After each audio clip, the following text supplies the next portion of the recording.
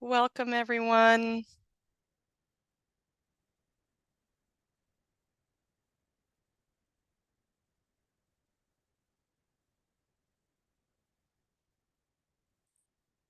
We'll get started in a few minutes. Welcome to the participants in the webinar and those who are joining us via the live stream. Thank you for being here.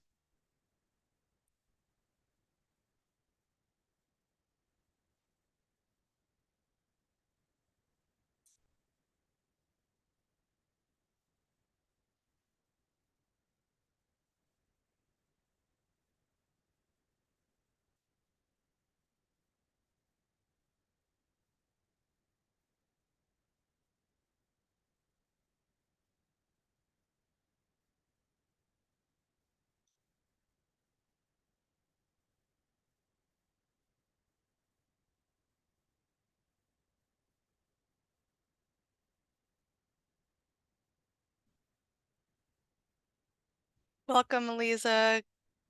Thanks for being here. We'll start in about 2 minutes. Thank you.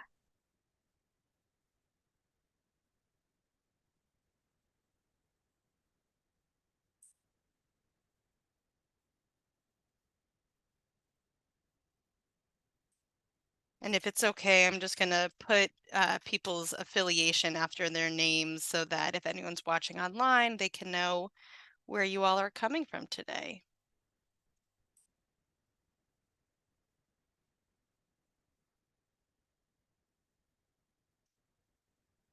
Very good.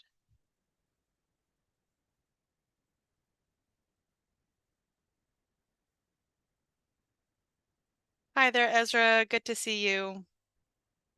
Hi, Sophie. Good to see you. Hope you're doing well out there. Yeah. Any big snows on the East Coast yet? That doesn't happen anymore, unfortunately. So That's anyway, that's how I know I'm getting old, is that climate patterns have changed since my youth there. So,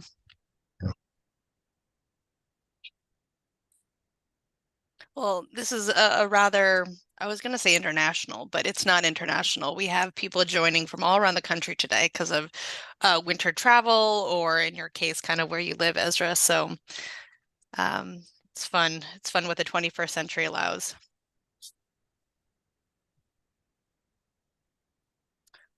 We'll start in about a minute. We have a pretty full agenda, some breaks built in. And welcome to our webinar participants. Thanks for being here today.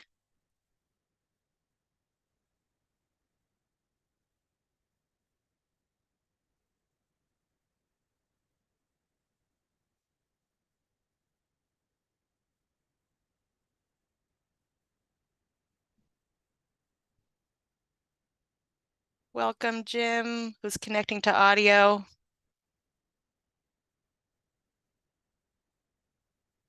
Pauline, would you mind dropping in the Zoom chat that goes to everyone just a reminder of the YouTube live streaming page, just in case they want to send a note to one of their friends? Will do. Welcome, everyone. Welcome to the Resource Planning Advisory Group members. Welcome to webinar participants who I see trickling in. Will, if I could have you share your screen so that people know they're in the right place.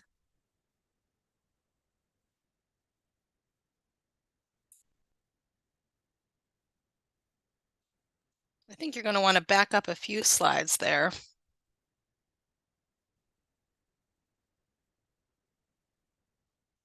Beautiful. Thanks for that. So welcome to Joel and Jim.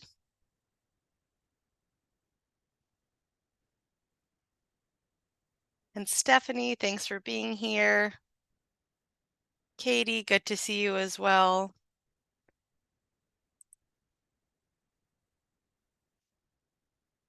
All right, this is when I feel like a teacher for a moment, where I like take attendance,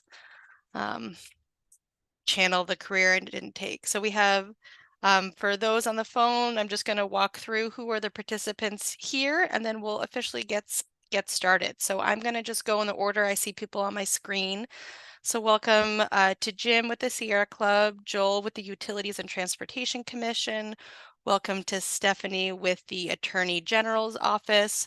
I'll just jump to Ezra because you two are kind of alternates to each other with the AG's office.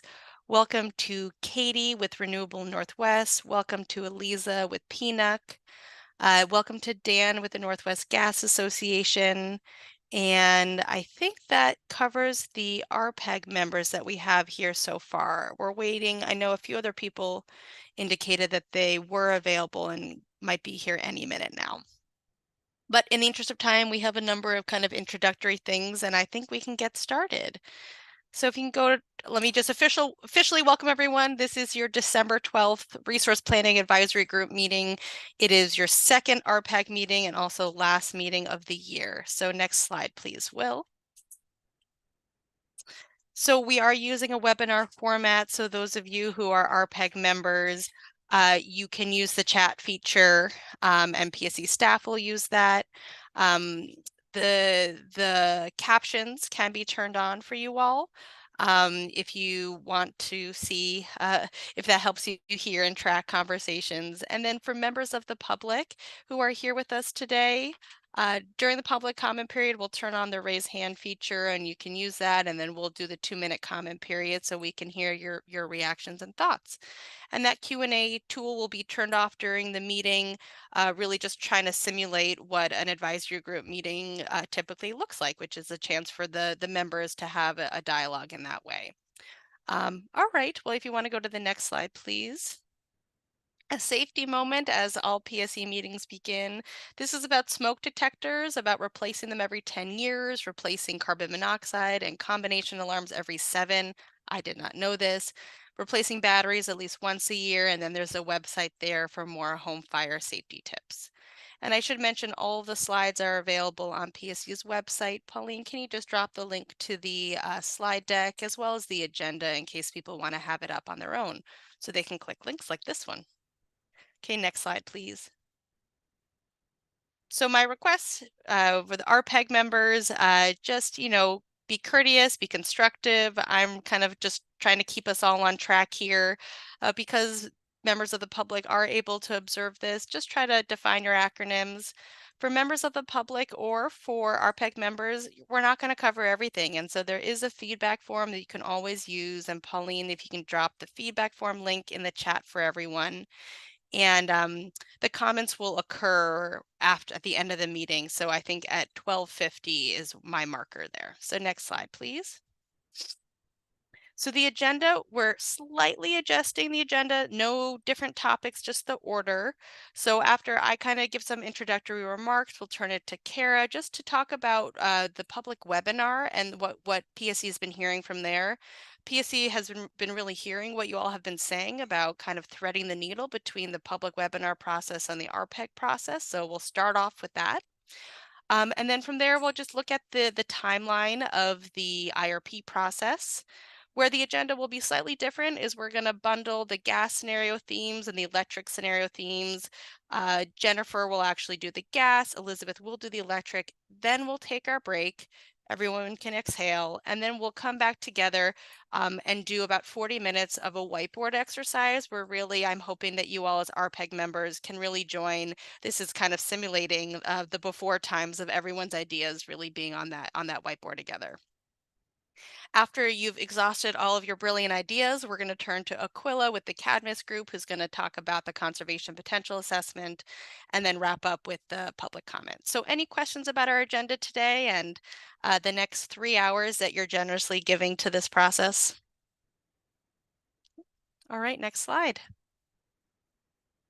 So just who's speaking today? Myself, Elizabeth Hosner. We are swapping out Jen Colson for Philip, but Philip will also be speaking, Philip Popoff. And then Aquila Vilonis with the Cadmus group will also be speaking. Next slide. So I'm just going to begin. I've had such a good time with my team, with Pauline and Emily, meeting with, in fact, everyone who's on this call right now on a one-on-one basis to have kind of an assessment, a convening assessment, which is really typical as a facilitator. And so if you can go to the next slide. At this point, I think we're actually up to 8. We've met with 8 of you. There are 3 that we've haven't been able to get in touch with, and we'll continue trying to do so. And just a note that the Western Energy Storage Task Force withdrew their participation from the RPAG, just kind of a lack of resources there. And so with these 7 conversations, as you all know, I've listened to you talk about kind of your hopes, your concerns about the RPAG, and then reviewed that draft charter with you. Next slide. So right now, my team is hard at work synthesizing all of that. Everything you shared is data. And so we're synthesizing what we've heard. We're going to develop a more thematic report that we're going to come to you in January around, as well as a track changes version of that charter, which should reflect some of the ideas you shared with us. So that will be in January. Everyone here has had their one-on-one, but in case I just should say, if you talk to your colleagues who haven't had their one-on-one, please schedule it already. Schedule it with us, and we'll be reaching out to you.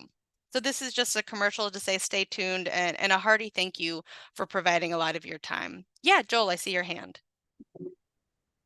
Thanks, Sophie, and good morning. I was just curious, with the with West leaving the RPAG and with kind of a notable vacancy, I guess if you want to call it that, around uh, energy justice or equity focused group membership on the RPAG.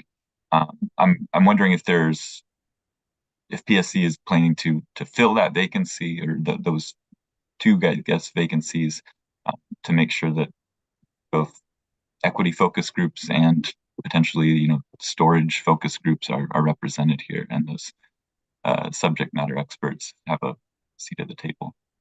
Yeah, thanks for that question, Joel. I think Kara has some thoughts there. Go ahead, Kara.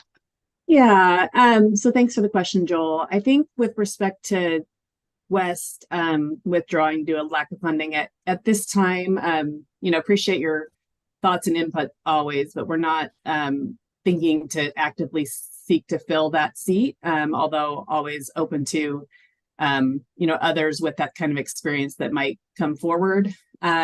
With respect to your question about equity considerations and having that perspective, we really do agree that we need to do more with respect to equity and consider a range of approaches. And so we're thinking about having additional conversations with equity and social justice organizations in the region to get their input. And also, as we've mentioned before, really engaging with our equity advisory group at key milestones. And you'll see also in the slides later that, equity discussion is really, and we see it as important for both the gas utility IRP and the electric IRP. So we're certainly thinking about how that perspective really needs to be a part of our work. And I think we have more work to do there, but it's certainly on our minds. Thanks for that, Kara. Yeah, Joel. And I think you answered the question. I want to make sure I understood it right. It sounds like you're open to sort of a bit of an ongoing approach to filling those needs as candidates for those RPAG positions might come to light. I guess, as opposed to it being sort of, we've started the process now, the group is what it is, and we're moving forward with that.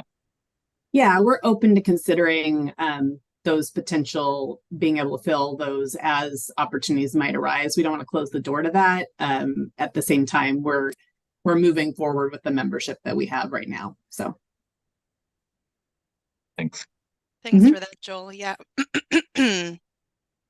Any other questions about what to expect from, I guess, my team in terms of this facilitator assessment to begin us off?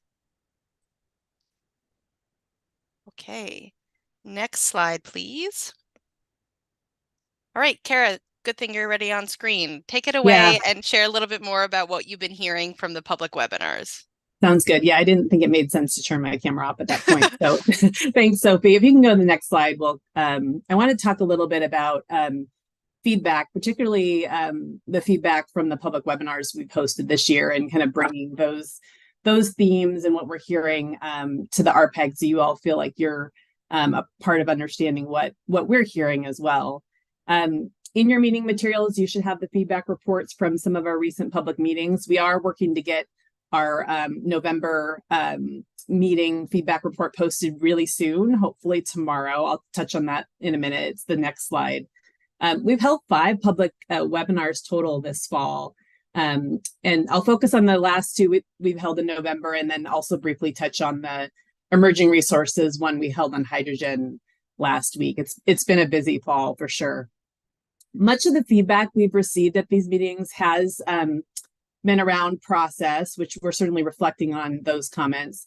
And we did have a number of clarifying questions come through in these webinars too, which we generally answered either live from one of the presenters or through the chat feature as a part of the meeting. And I think it does speak to some of the value of the format. We were able to answer a number of questions as we went along in most of the recent webinars, as well as still utilizing that feedback report for questions that came up that might warrant a longer answer.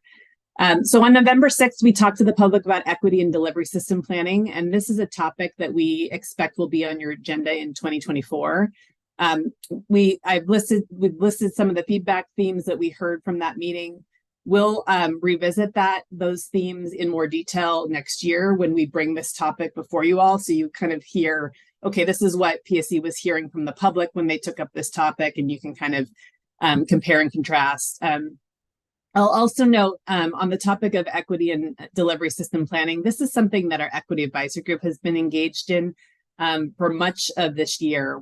They held 3 separate meetings where we had presentations and they were providing PSE with feedback. So it's been a good, robust discussion at the EAG table.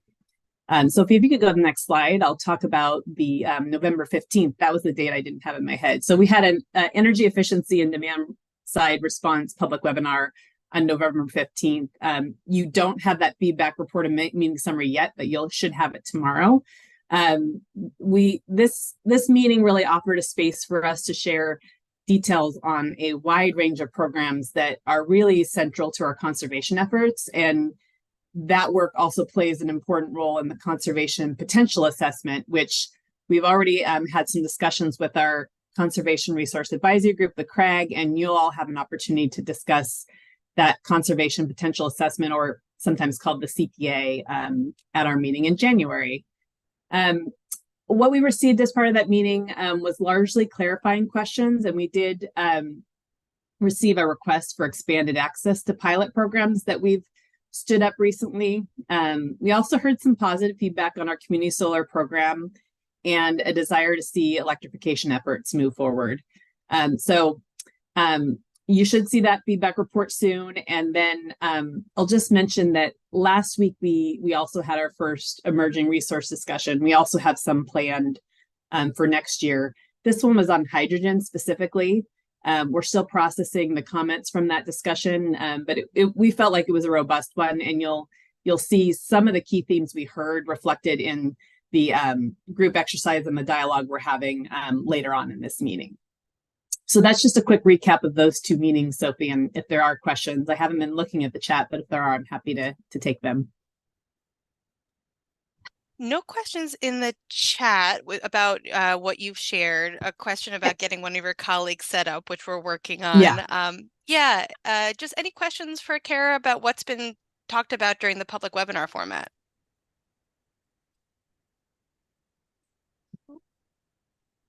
All right, well, there'll be more kind of data from those public webinars in our upcoming whiteboard activity, so you'll hear more about what your colleagues around the region have to say about these topics. So you can go to the next slide, please. So Philip, just before we turn it over to you, after we got the meeting going, I made my screen bigger and saw that there were additional RPAG members here, and I just wanted to do kind of individual welcomes to Megan with Climate Solutions, Froylan with Western Washington University, and Lauren, thank you for bearing with all the tech issues. Welcome and thank you for being here as well. And I think that gets us to a nice critical mass with our RPAG members. So Philip, if you want to come on camera to make sure I can see and hear you, beautiful. Oh, Lauren, let's just before we move to Philip, Lauren, please share. Yeah, I just have kind of a housekeeping question. So do the RPAG members have to register for these meetings? Did everybody else register? Is that why I didn't have the link? I think, and correct me if I'm wrong, I think Meredith sent everyone out their individual link for this Okay. today. And I should just double check with Meredith on that one. Okay, I Yeah. got something at 10:03, but I didn't see anything before that, so I don't know.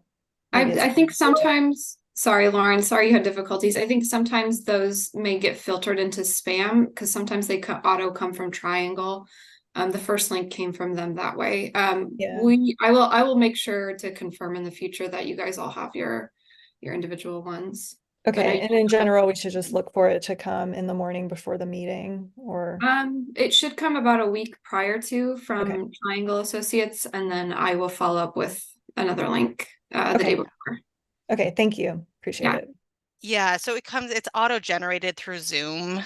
The panelist ID. So we'll do kind of one more step because at least my email filter sometimes catches those sorts of Zoom generated links as well. But no registration, and we'll just come back around. And in the future, what we'll try to do is add everyone's registration link in the email invite, in the calendar invite, so you can just open that up and have a one-stop shop and not be digging around. So. Very good. Yeah, thanks, Lauren. And yeah, working out these kinks as we're getting used to our technology. Anything else housekeeping wise before I turn it over to Philip? All right. All right, Philip, take us away. Okay, well, good morning, everybody. Lauren, what I'd say is whenever I see that email in my inbox, because my inbox is way full, I just copy and paste it into the invite. That's how I try and manage it. Otherwise, I'll lose it. And I'll have to scramble like I did this morning looking for the link. So great. Okay, so we just wanted to touch base on some of the timelines and for the IRP timeline as well as the work plan and the updates. So let's go to the next slide. High level here, we'll be filing on December 15th, which is only a few days away. We'll be filing a work plan with the commission. The timeline that you'll see in there is consistent with an extension that we've requested. So we had a conversation about this earlier, and we've asked the commission to allow us to file the IRP on March 31st of 25 instead of like January 1st. We think that'll give us quite a bit more time to work through alternative portfolios, that kind of thing, especially on the electric side. That I think that gets to be very important work, and it takes some time to sort that stuff out. So hopefully the commission will grant that request. I haven't seen the commission's consideration of that request on an open meeting agenda yet. So I'm not sure when the commission will be hearing that. Oh, yeah, go ahead, Joel. Yeah, thanks, Phil. I don't know if that was explicitly directed to me, but I felt it. If you know. Yeah, we do have, staff are recommending that go on the 12 open meeting, so next week on Thursday, for that petition. And currently we're considering it for consent. And if anyone here has any thoughts on that, I'd encourage them to reach out to me as soon as possible. Or you could just give a shout out right now if you would like. Of course, feel free to talk to Joel, but if anybody has concerns about us moving the filing date to March 31st, feel free to share. Okay, so this slide, we're just really showing like there's a lot of different work streams. There's a lot in motion right now as we march toward being able to do all of the analysis. We'll be walking through a lot of these components at different points in the process, but just kind of want to give you an idea of the work that's in motion. We'll be talking in that kind of late Q2 period. On the electric side here, we'll have the draft portfolio modeling results. What we really mean by that is the least cost plan that has not considered equity at that point, right? This would just be a reference case. What's the least cost plan? So we can start from there and start benchmarking and developing alternative portfolios. It's kind of good to have that before you start developing alternatives, because you don't know what's in the least cost plan to begin with. So let's see, we could go. Yeah, Philip, go. I saw Lauren's hand a moment ago. Lauren, did you want to share something? Oh, I just had a question. I'm curious how this aligns with the 2025 CEIP timeline, and if the company is working towards a combined or consolidated filing or some kind of concurrent filing for those two things. Well, Kara can jump in if I get this wrong, but big picture, that was our vision for if we were going to file in October of 25, that it would be combined all at once. But given that there were concerns that wasn't, the commission staff and their attorneys were concerned that wasn't technically feasible under the law, we just kind of went back to, okay, let's go ahead and do the IRP by the end of March, and then we'll do the CEIP in October. And is that, Joel, is that something that's on the potential discussion agenda for the open meeting next Thursday? I still feel very strongly that these things need to be filed concurrently. We filed a lot of testimony on that in the last CEIP. Sorry, Lauren, your question is about whether Yeah, why do we have these two separate plans happening not concurrently and getting filed at different times? Well, as for the kind of, in our last RPAG meeting, I believe it was, PSC presented the option of moving both to an October 1st file date. That, based on the language in statute, was not something that could be allowed for an electric IRP that's required every 4 years. It would be beyond 4 years from the last full IRP that it would be filed in order to make that happen on an October 1st timeline. So that, does that answer your question? So this would be getting filed in advance of the CEIP, and then the commission would not be acknowledging it. It would just be sitting there waiting for the CEIP filing.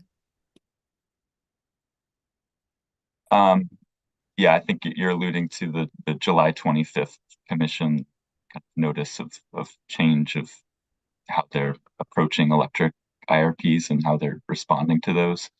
And I guess that's my understanding also, that this would be filed based on the letter from July 25th about not acknowledging electric IRPs. I would imagine that they would not acknowledge it, but I guess it would be up to the commissioners to decide ultimately whether they wanted to or not.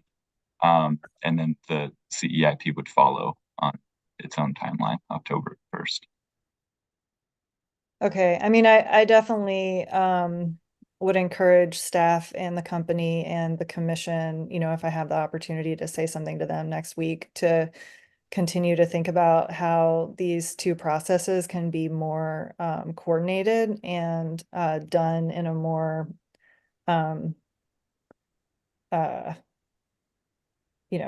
like it's all one planning process. The CEIP should not be a totally separate thing from the IRP. And I think, if we are finding that there's statutory issues with that, I would love to get more details from, commission staff about what those are so that we can fix them in the legislature.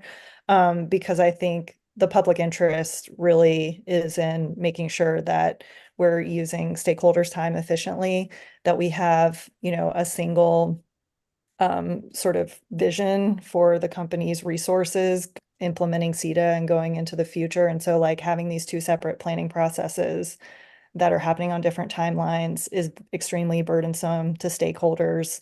And I think we really should be working towards how to make this more streamlined and more effective. So maybe I'll just talk to you offline to see what, if anything, we can still do to correct that in the next planning cycle. Yeah. Thanks, Lauren. I think you began your question just asking about when that next opportunity was with the UTC to share these kind of remarks. And so, Joel, if it's appropriate or if you're comfortable, just dropping in the chat the next kind of opportunity where stakeholders like Lauren or members of the public could share their thoughts. Very good. Well, Joel, I also saw your hand was up before we had this discussion. Was there a different comment about the slide that Philip has up? Yeah, I did have a question on the slide, just to kind of clarify what the meaning of each of these bars is. Is the end of each bar here, I'm looking at demand forecast, electric price, fuel cost. Is the end of each of those bars meant to be sort of the deadline for when that deliverable needs to be like finalized? Is that the intention here? And I guess the follow-up to that is a lot of these, it looks like, are going to be finalized in the very near term. And I don't know that we've, addressed any of these in detail with this group. So I wanted to make sure that I understood, is the door going to shut on demand forecast, for example, early Q1 next year? Yeah, I think that the way I'm looking at it, Joel, is we need a set of reference assumptions that in place so that, on the electric side, so that everything is ready for Elizabeth to start doing modeling with, right, for that reference case. If we want to do tweaks for things like electrification that's not in the reference case, that, I bring that one up because that's a complicated one, right, because it impacts demand.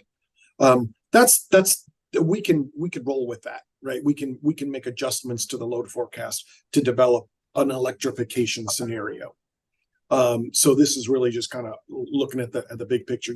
The resource adequacy work, that kind of we're looking to get that wrapped up. We'll be having a meeting to talk about that. We have E3 doing some work.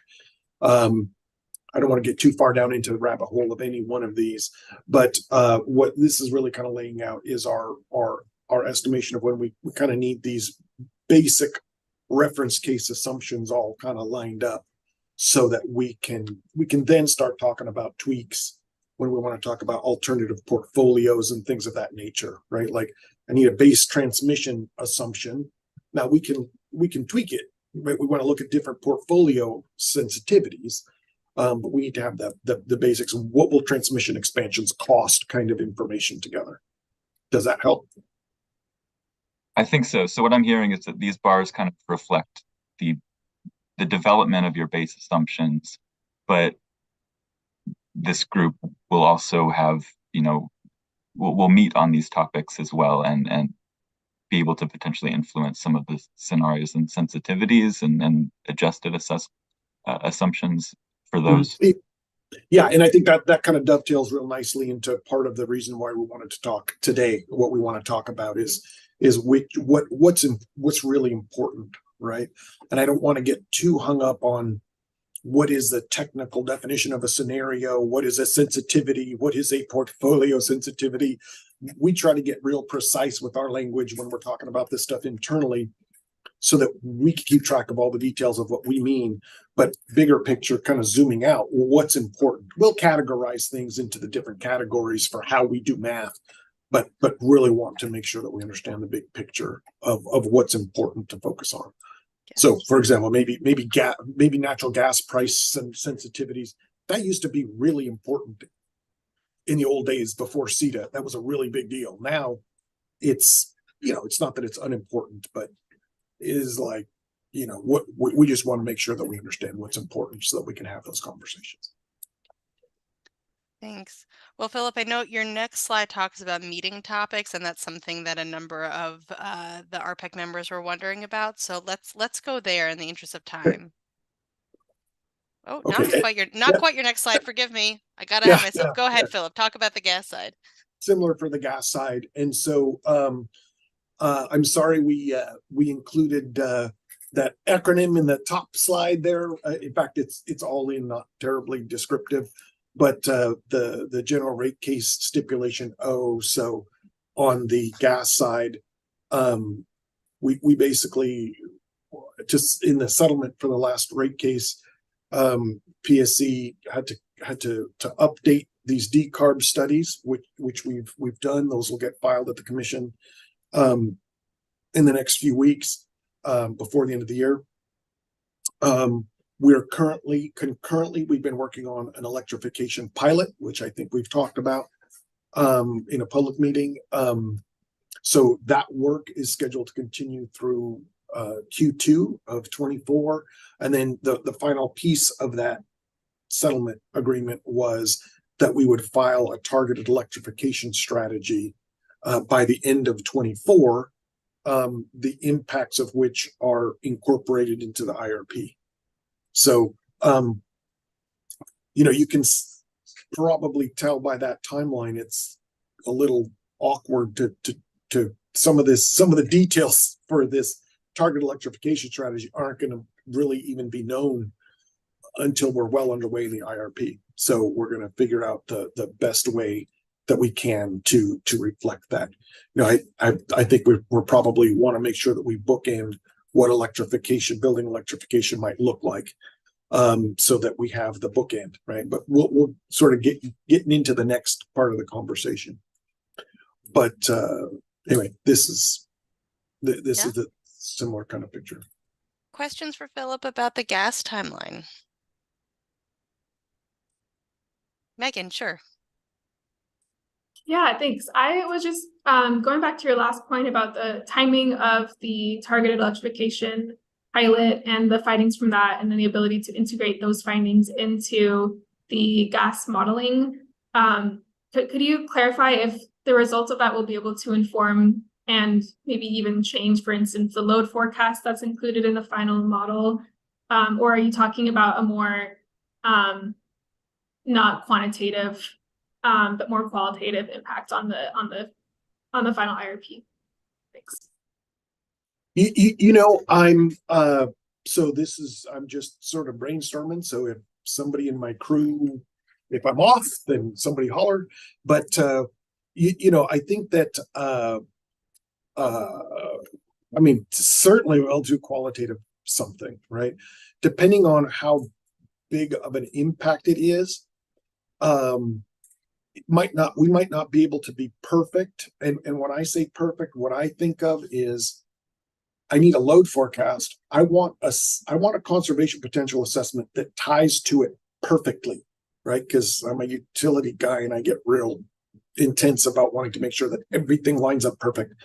Well, maybe it won't line up perfect, right?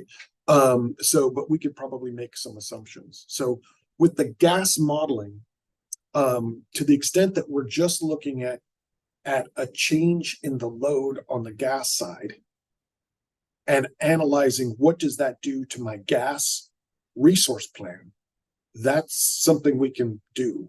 It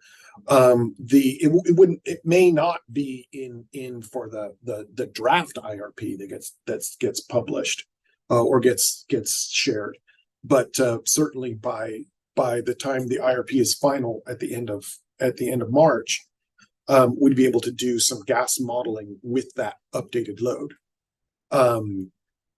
Electric side is different, right? We can't start with how does this targeted electrification strategy affect the electric load forecast and then the electric portfolio modeling. That we probably couldn't pull off, but would be in subsequent IRPs. Yeah, go ahead, Jim. A question on, I guess, maybe the way that the targeted electrification pilot strategy and study could qualitatively influence considerations in the IRP. I understand the purpose of a lot of that work to be identifying what are the key considerations, what are some of the barriers that could be presented by electrification, and what are some strategies for, addressing some of those barriers, whether they're contributions to peak electric load or whatever else. I think there are ways you can structure an electrification program to do better against some of those considerations. And it seems to me that even if, sort of the formal finalized results, that might be perhaps more relevant to some of the direct inputs and quantitative analysis. If those might not be ready in time to inform certain milestones in the development of the IRP, but I would hope that you know, in the scenario design, in the, you know, sort of considerations that have a qualitative aspect, but that could inform quantitative, you know, assumptions and outputs in the IRP modeling, you know, that you'd sort of be taking stock of lessons learned so far as the IRP is developed. Is that, does that resonate, and is that sort of consistent with the way you might be thinking of incorporating this as you go? Yeah, I think so, Jim. You know, as we're going along, you know, we'll certainly be having, we'll be in the middle of helping figure out the target electrification strategy. So we'll definitely be in the middle of all that work. You know, I think that when we get to the part about talking about scenarios and things of that nature, it'd be a good idea to talk through how many different kinds of electrification scenarios we want to examine and in what level of detail, you know. So because I think we would certainly want to try and make sure that we bookend it. We won't be able to nail it perfectly, right? But then the other consideration is the more integrated scenarios that we do, where we say there's an electric load or there's a gas load impact and that affects our electric load. Of course, I'm not going to deal with Seattle or Tacoma or Snowpud, right? We don't deal with the public's electric side. That's on them. But when we'll have that'll impact our electric load forecast. The number of those integrated scenarios that we do, those are very resource intensive, right? So wanting to make sure that we're balancing getting the right number of those and without kind of impairing our ability on the electric side to develop alternative portfolios. Because I think how we meet these CETA requirements is probably going to be something really important that we deal with on the electric side. So just trying to make sure that we can balance all that. But for sure, qualitative for sure. And hopefully we can get the electrification, an electrification scenario or two lined up that to make sure that we're kind of bookending what might happen. That's kind of how I've been thinking about it anyway. Right? And that's kind of the purpose of today, is to really talk. We've talked internally about a lot of stuff, but I want to make sure to get y'all's input before we sort of start deciding what to do. Yeah. So to make sure we have those 40 minutes for the talking, let's move forward with the next slides and then next presenters. Great. So this is just a list of the topics. It's not necessarily a meeting schedule yet in this particular document, but you know, we are looking at having talking a lot about having a lot of different public meetings. I think those meetings have been very helpful. You know, we've definitely heard some things. We talk about the gas on the gas side. We'll talk about those here shortly. But yeah, I'm not going to read through all 26 line items here. If you have any questions or anything, I'm happy to answer them. Questions for Philip? I know that there's a lot of content here, but questions about the kind of topics that will be coming before you or coming before the public as part of that webinar.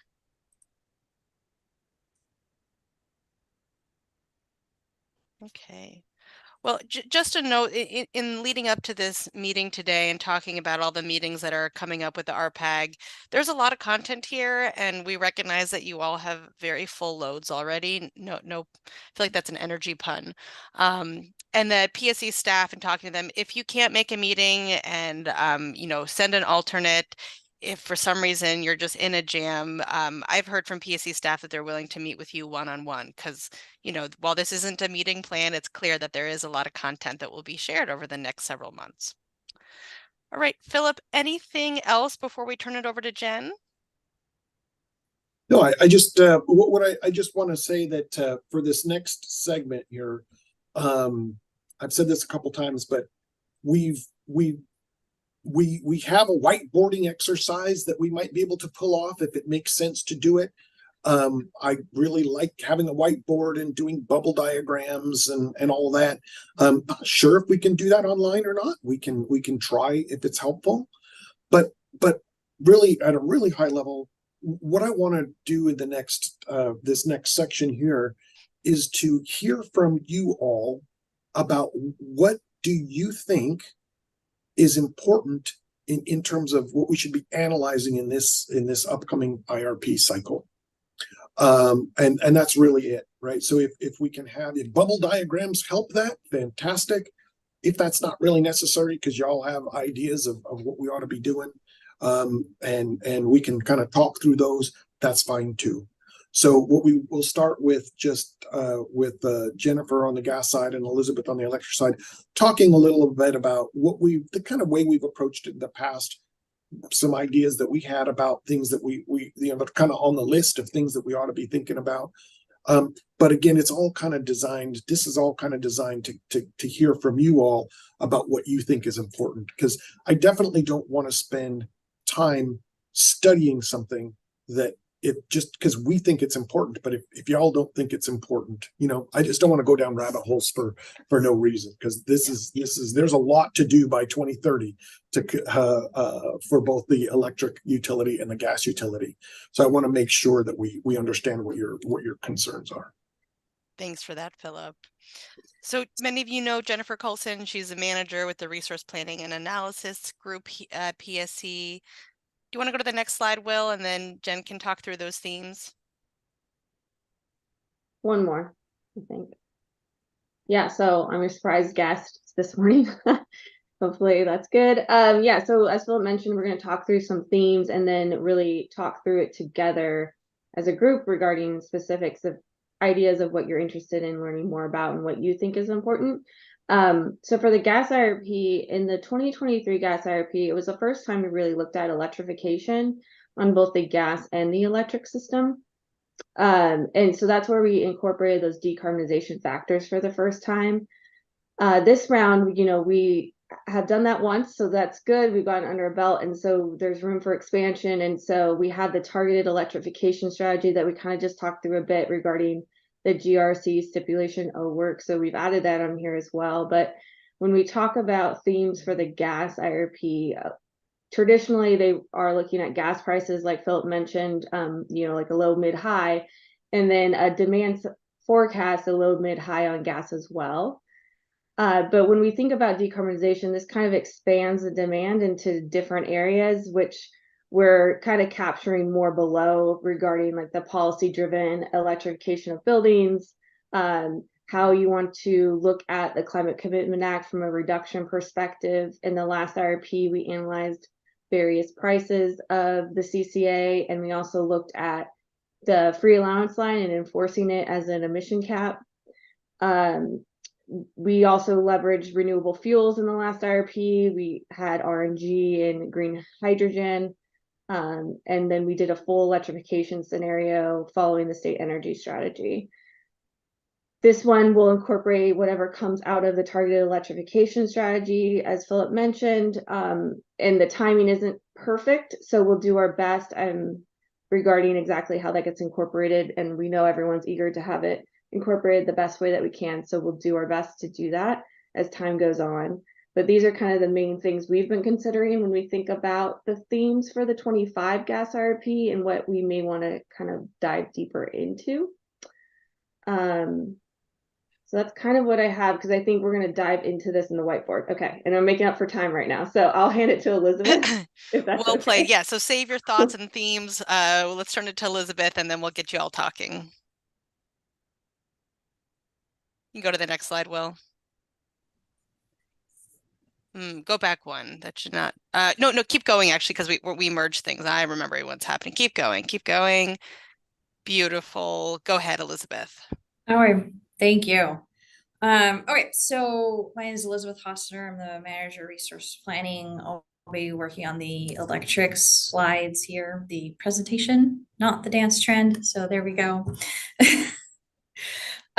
So we're going through the kind of scenario sensitivities theme. So on the electric side, there's in the new IRP rules that were passed after CETA, we have the WAC rules. And in there, it kind of spells out a specific scenarios we should be looking at. Overall, the idea of these scenarios and sensitivities is we're trying to test various ranges of what the future can hold. We go through various sensitivities, scenarios of what if we change things, how do these parameters look? We are going through, like, we also have a stochastic analysis we go through as well. And really the idea is we're trying to see how robust of these resources or this portfolio can handle. So we're trying to help inform the final preferred portfolio under these various robust conditions, looking for the general themes, what comes out of the portfolio model. If we were to change something, does that change how the portfolio looks? Or are we looking at the same portfolio? And that helps us to inform going forward, you know, what is kind of a pretty standard coming from these portfolios? What are the trends we're seeing in these various conditions and portfolios? So that's really trying to help us inform, kind of get to that final, what is the preferred portfolio? What helps to stand up under various conditions as well. So I think if you go to the next slide, I'll go through that. So some of the themes we're looking at. So the first three on there are the themes that came out of the WAC rule. The one of them being kind of the least reasonable cost alternative. This is really looking at various CETA conditions, the kind of renewable non-emitting requirements, the social cost of carbon modeling. So that's the first one. Looking at those conditions. The second one being a climate change scenario. So in the 23 progress report, we actually did climate change modeling. We're going to still continue with the climate change modeling. And that was actually incorporated into what is the base assumption. So our demand forecast, hydro conditions, we've already incorporated that in. So that one's actually incorporated into the base assumption. So at this point, we're not looking at doing any additional different climate change modeling. It's just one of those, just noting that that was in there as part of the WAC to include. The other one being maximum customer benefits. So this is a scenario that I would really like to get thoughts on people defining what this maximum customer benefits looks like. There's a lot of ways to look at this. I just kind of really want to get some additional thoughts on how people might look at this scenario as well. Beyond that, we've looked at a couple of other scenario ideas, some things to test for robustness of our modeling and resources being under planning standards, the demand, we go high, low demand, things like that, things that could change the electric demand, resource alternatives. So, I mean, this could be looking at the various assumptions on the different resources we could be looking at, emerging technologies maybe coming out. What do we see coming into the horizon that we look at as well?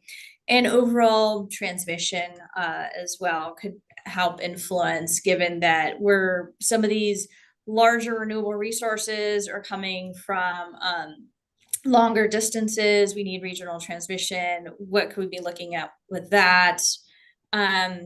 Overall, like this could be also like distributed resources and some assumptions around there. So it's kind of like these big themes and blocks that could influence kind of what we're looking at as well.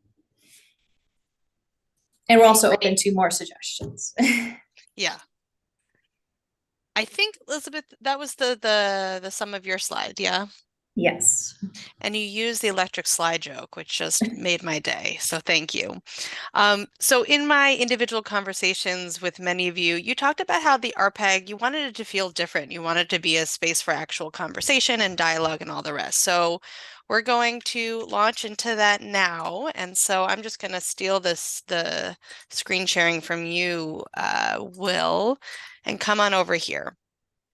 Just to kind of build off the momentum that we're having, my recommendation is that we take our break after this, which is about halfway through the meeting. So if you all want to bear with me for the next 40 minutes, of course, take care of yourself, take care of your needs if you need to take a break at this point. Can everyone see my slide with the little bubbles everywhere? Beautiful. You can see it, but it's very small writing. We're going to zoom real in over and over again. We're going to do a lot of zooming. Can you read a little bit better? The stuff on the left, yeah.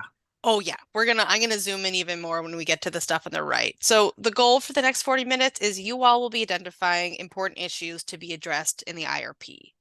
The question you should have emblazoned in your mind is, what are the components associated with each of those major themes that Elizabeth and Jen just shared that PSE should focus on during its analysis? So we'll spend about 15 minutes talking about those major themes on the gas side that were shared. So the Climate Commitment Act, renewable fuels, etc. We'll spend about 15 minutes on the electric slide. And then there's some topics that are really crossover. So we'll spend about 10 minutes there. We'll kind of check in as we go to make sure we're covering all the topics. And I just want to emphasize a few things. One, this is classic brainstorming. This is not a decision-making time or space, but this is really a chance for PSE to hear from you. And then just kind of a guide to this. I mean, to Ezra's point, we're going to zoom in so you'll get a little bit closer. And just so that you're aware, when we're zoomed in and you see pink, that those are some of the comments that were taken from the public webinar process. They're not every comment that was heard, but where it could be incorporated kind of directly, that was included here. So questions before we dive in and get into a groove about what we'll be doing here and what your task is. All right. Well, I'm going to just get us to our first segment, and then really Philip is going to lead you all through it. But first, for these 15 minutes, we're going to talk about the gas utility, and the items for discussion are the Climate Commitment Act, renewable fuels, gas prices, demand, and there's definitely other, and if you just have various comments, we're just going to put a bunch of sticky notes down here as well. So if it's not exactly on topic, or if it's not a thread within this, don't stress, just share your ideas. And with that, I will turn it over to Philip to kind of talk through the Climate Commitment Act, and then we'll build off branches from here. So go ahead, Philip. Well, thank you, Sophie, and and really, kind of high level. If us putting a little bit of structure kind of impairs the free flow of your thoughts and your ideas, that, like Sophie said, that's fine. Just spit it out. Let's make sure that we kind of talk it through and understand it. So, the thought it might help to start with the Climate Commitment Act. Because that certainly seems like an important one, and maybe electrification falls under that, or maybe it doesn't. I'm not really sure. But if I were to just sort of zoom out and say, well, what's important? What do you think is really important for us to deal with in the gas IRP? Yeah. And it might be Climate Commitment Act related, it might not be, but there you go. Just what do you think we should deal with in the gas IRP? And I saw Lauren's hand. Yeah, and then we can just maybe, I know Dan, you have to leave in a minute. So let's just start with Lauren, and then we'll turn right to Dan. Yeah, and I also have to leave in 6 minutes. So a couple of things for the gas IRP.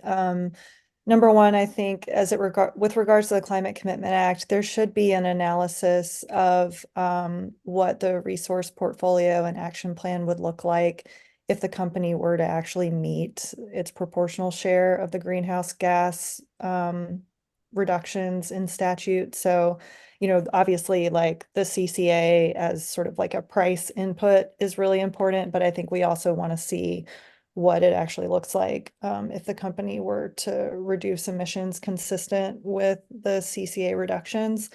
I think also just as important, I don't know if this falls under CCA or other issues, but I think that one of the goals of the distribution system planning aspect of the gas plan should be to identify opportunities for geographically targeted electrification that avoids planned or potential gas infrastructure upgrades in specific geographical areas. So I think, hopefully, you know what I'm talking about, but basically, if there's like an upgrade that's going to be needed in order to address either load growth or just infrastructure upgrades, what can be done if we don't do that, and instead, we help customers electrify to meet their heating needs. And then just very quickly, I'm just going to say my piece on the electric IRP because I don't know if I'll be back for that. But For NWEC, the key pieces of that for us would be, what is the resource value of all of these customer side resources? I heard Elizabeth ask about maximizing customer benefits. And in our view, we think that there's a lot of customer benefits that are not necessarily captured, for example, in the Commission's traditional cost effectiveness methodology for energy efficiency, demand response. And so how do we capture those values in the resource plan, I think is really important and is really going to be necessary to maximize customer benefits. So I'll stop there. Thank you. Lauren, can I just forgive my laypersonness? I want to make sure I got what you said a moment ago when you were talking about distribution. Can you just create the bullet point for me here? It was you were like, it's related to CCA, but not entirely. Yeah, I feel Tell like me more. it's kind of separate. I feel like it's Okay. actually separate. I see it That's as more fine. of I see it as more of like the distribution system planning analysis. Thank you. And Those were the words. right. And is that taking into account, avoided infrastructure investments as a result of potential targeted electrification in certain geographic areas of the system? Got it. Thank you for slowing down there for a minute. We'll tag these together.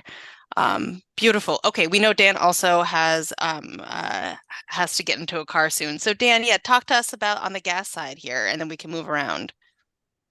Yeah, so on the Climate Commitment Act, I would be interested in understanding how PSE plans or intends or contemplates investing the proceeds from the sale of allowances that they acquire on behalf of its gas customers. So I don't know if that even belongs in the IRP process, but it seems to me it would affect some of your system planning, or should anyway, unless of course, I guess it could all be about bill credits and the like. But I'm just curious about that. I would piggyback on Lauren's comment on avoided infrastructure investments in two ways. One, I'd say, I think it's really important to understand where the least cost investment is. So there may be places where an upgrade of a gas system makes less economic sense for the customer than electrifying. But there also may be places where providing gas service makes more sense and costs less to the customer while staying in compliance with the Climate Commitment Act than building wholly new electric infrastructure. Thank you for that, Dan. And did I capture things again? Not my area of expertise. Is gas ever the least cost option, even while complying with the CCA? It would be, I would characterize that a little differently. Are there circumstances where gas is the least cost option? Just like Lauren was talking about, there may be investments in the gas system that are less costly to the consumer than electrifying. Well, are there investments in the gas system that are less costly, given the compliance restriction constraints, Climate Commitment Act, that are less costly for the consumer than building new electric infrastructure to serve the same load? Thank you for I hope that. that makes sense. Sure, thank you. And I'm just going to take a moment here and just make sure I'm reading anything that's in the chat. Okay, Lauren says she has to go, and then Pauline sending the view only link. Okay, beautiful. Didn't miss anything critical. Who else has thoughts that I'll likely ask them to repeat and clarify? Yeah, Megan, please. Yeah, kind of related to the distribution system planning analysis. I would really like to dig into different capital expenditure plans under different scenarios. And specifically, under an electrification scenario, I presume that there would be fewer gas customers. And so the capital expenditure needs would be less than a full gas IRP scenario. And so getting into the details of the differences in those different capital expenditure plans. Yeah, thanks. Thank you. That's super helpful. And it seems like this topic, we're just going to nestle it with its friends over here. This topic of distribution system planning analysis has a lot of rich kind of branches to it. So let's do that. Distribution. And we can come back to all these pieces. Beautiful. Okie doke. So where else are we going? And I also want to just actually ask just verbally, Pauline, will you send to PSE the editable version of this? Because if I'm messing something up, I just want you know, Meredith here on the line or someone else just to kind of correct me as I go. So thank you, Pauline, for doing that. Elisa, please. Hi, thanks. I'm just thinking about some of the results that we saw in our 2023 Northwest Regional Forecast about increasing loads in the Northwest at rates that haven't been seen in the past. And so what I think I want to there are a couple branches of that, right? So it's increasing industrial and manufacturing load growth, which also means more transmission is needed. And it's difficult with the supply chain currently to keep up potentially with this growth from two aspects: the resources, siting and building those, as well as and those would be the supply side, as well as the transmission resources.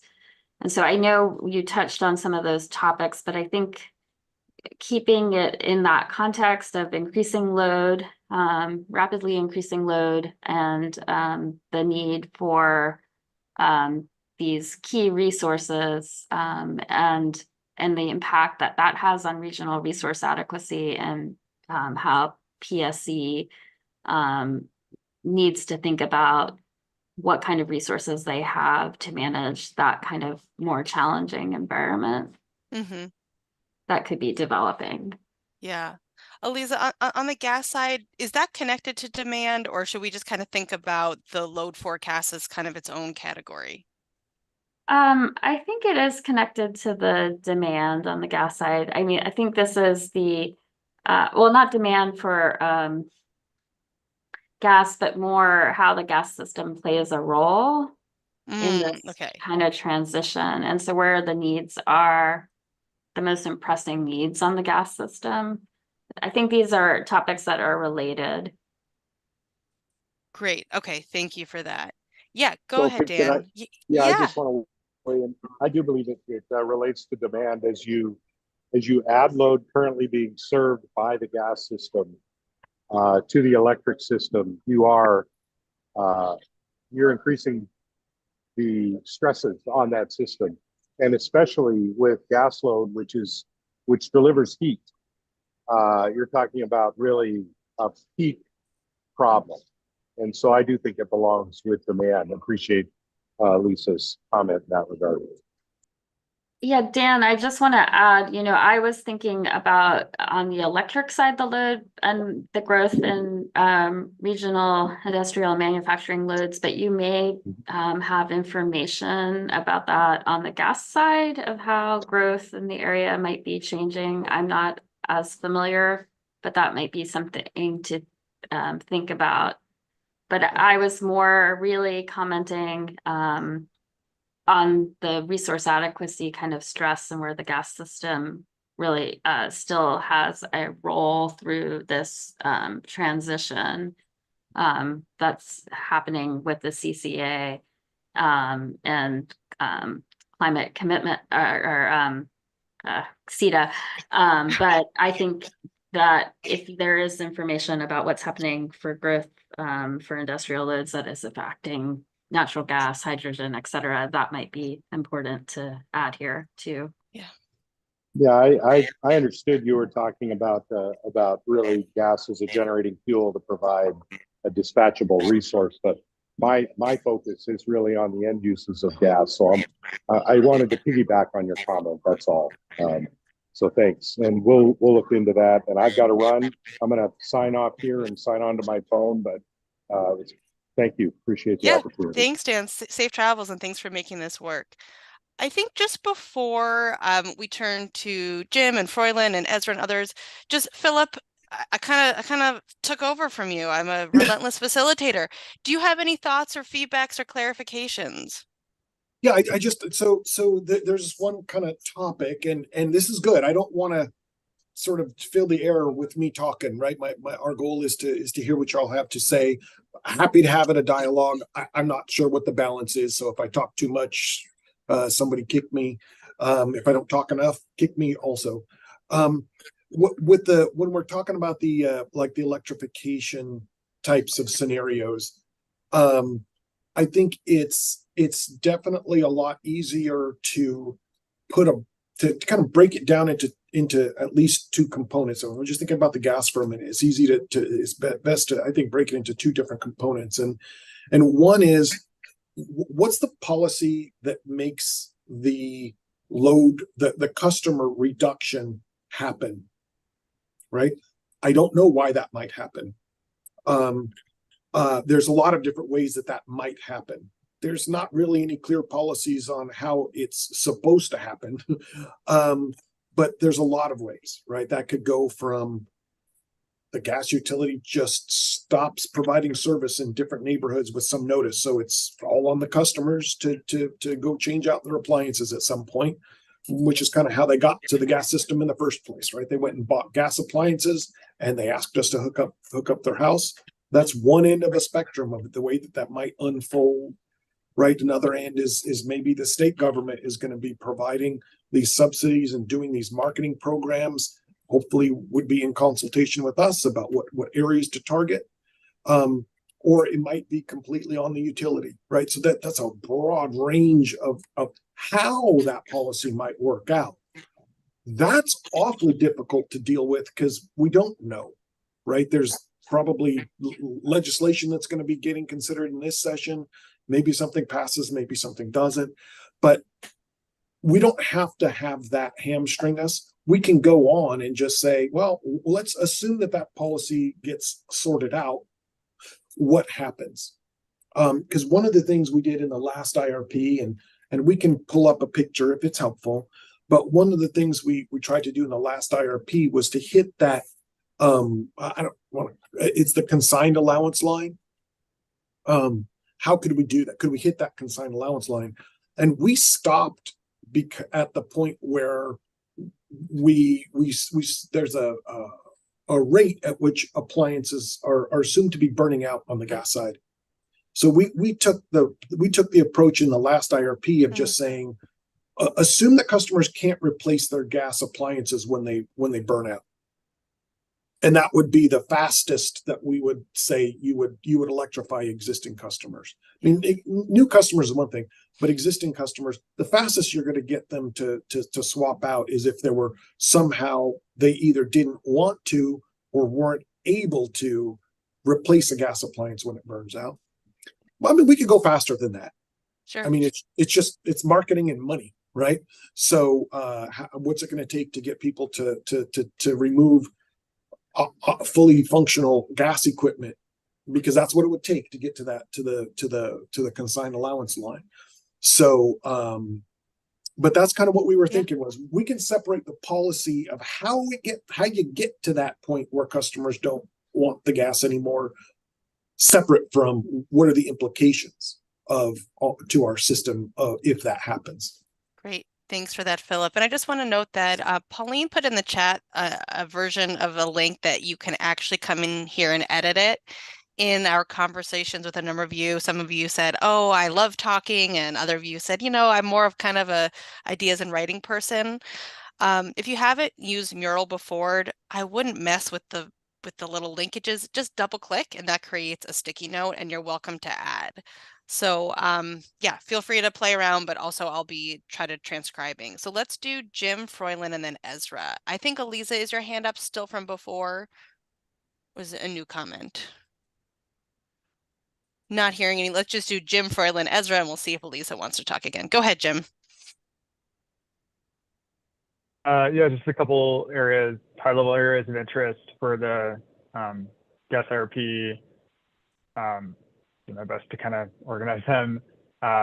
This first is based on kind of a thread of the discussion we've had so far, which is the connection between gas and electric planning. Obviously, particularly in more electrification-focused scenarios, on the gas side, those will have implications for electric planning, and maybe just bears making explicit that some looking for ways to increase coordination between those two sides will be valuable. Another area relates in part to, I think, what Lauren and others were raising as we're looking particularly to scenarios that are going to reduce PSE's emissions at a level that reflects their share of total statewide emissions under the Climate Commitment Act.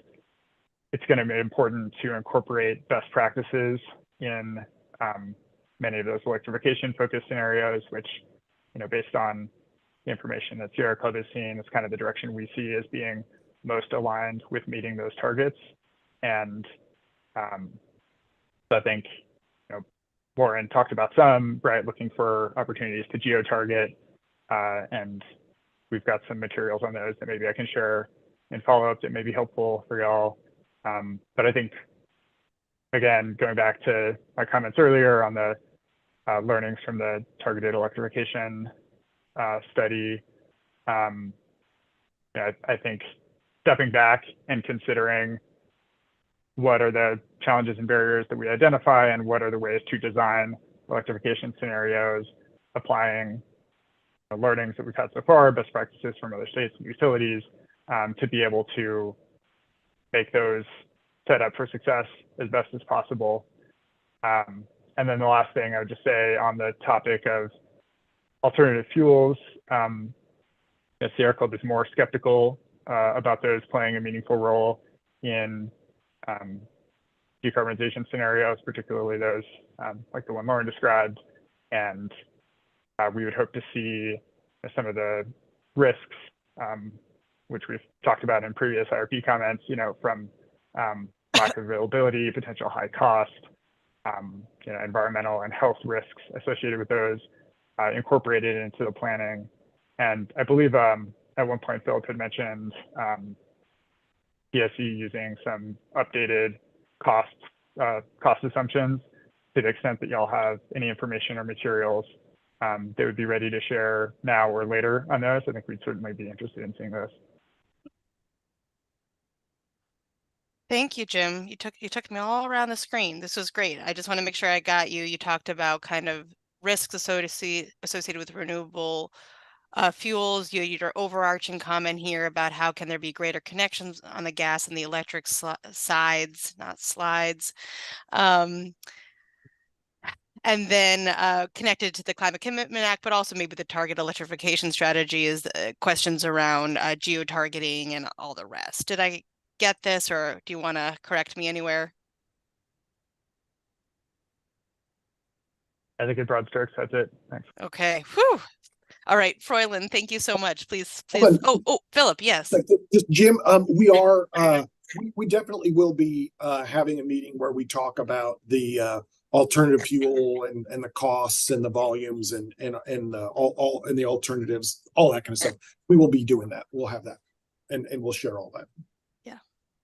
Wonderful. Froylan, thanks so much. What are your thoughts?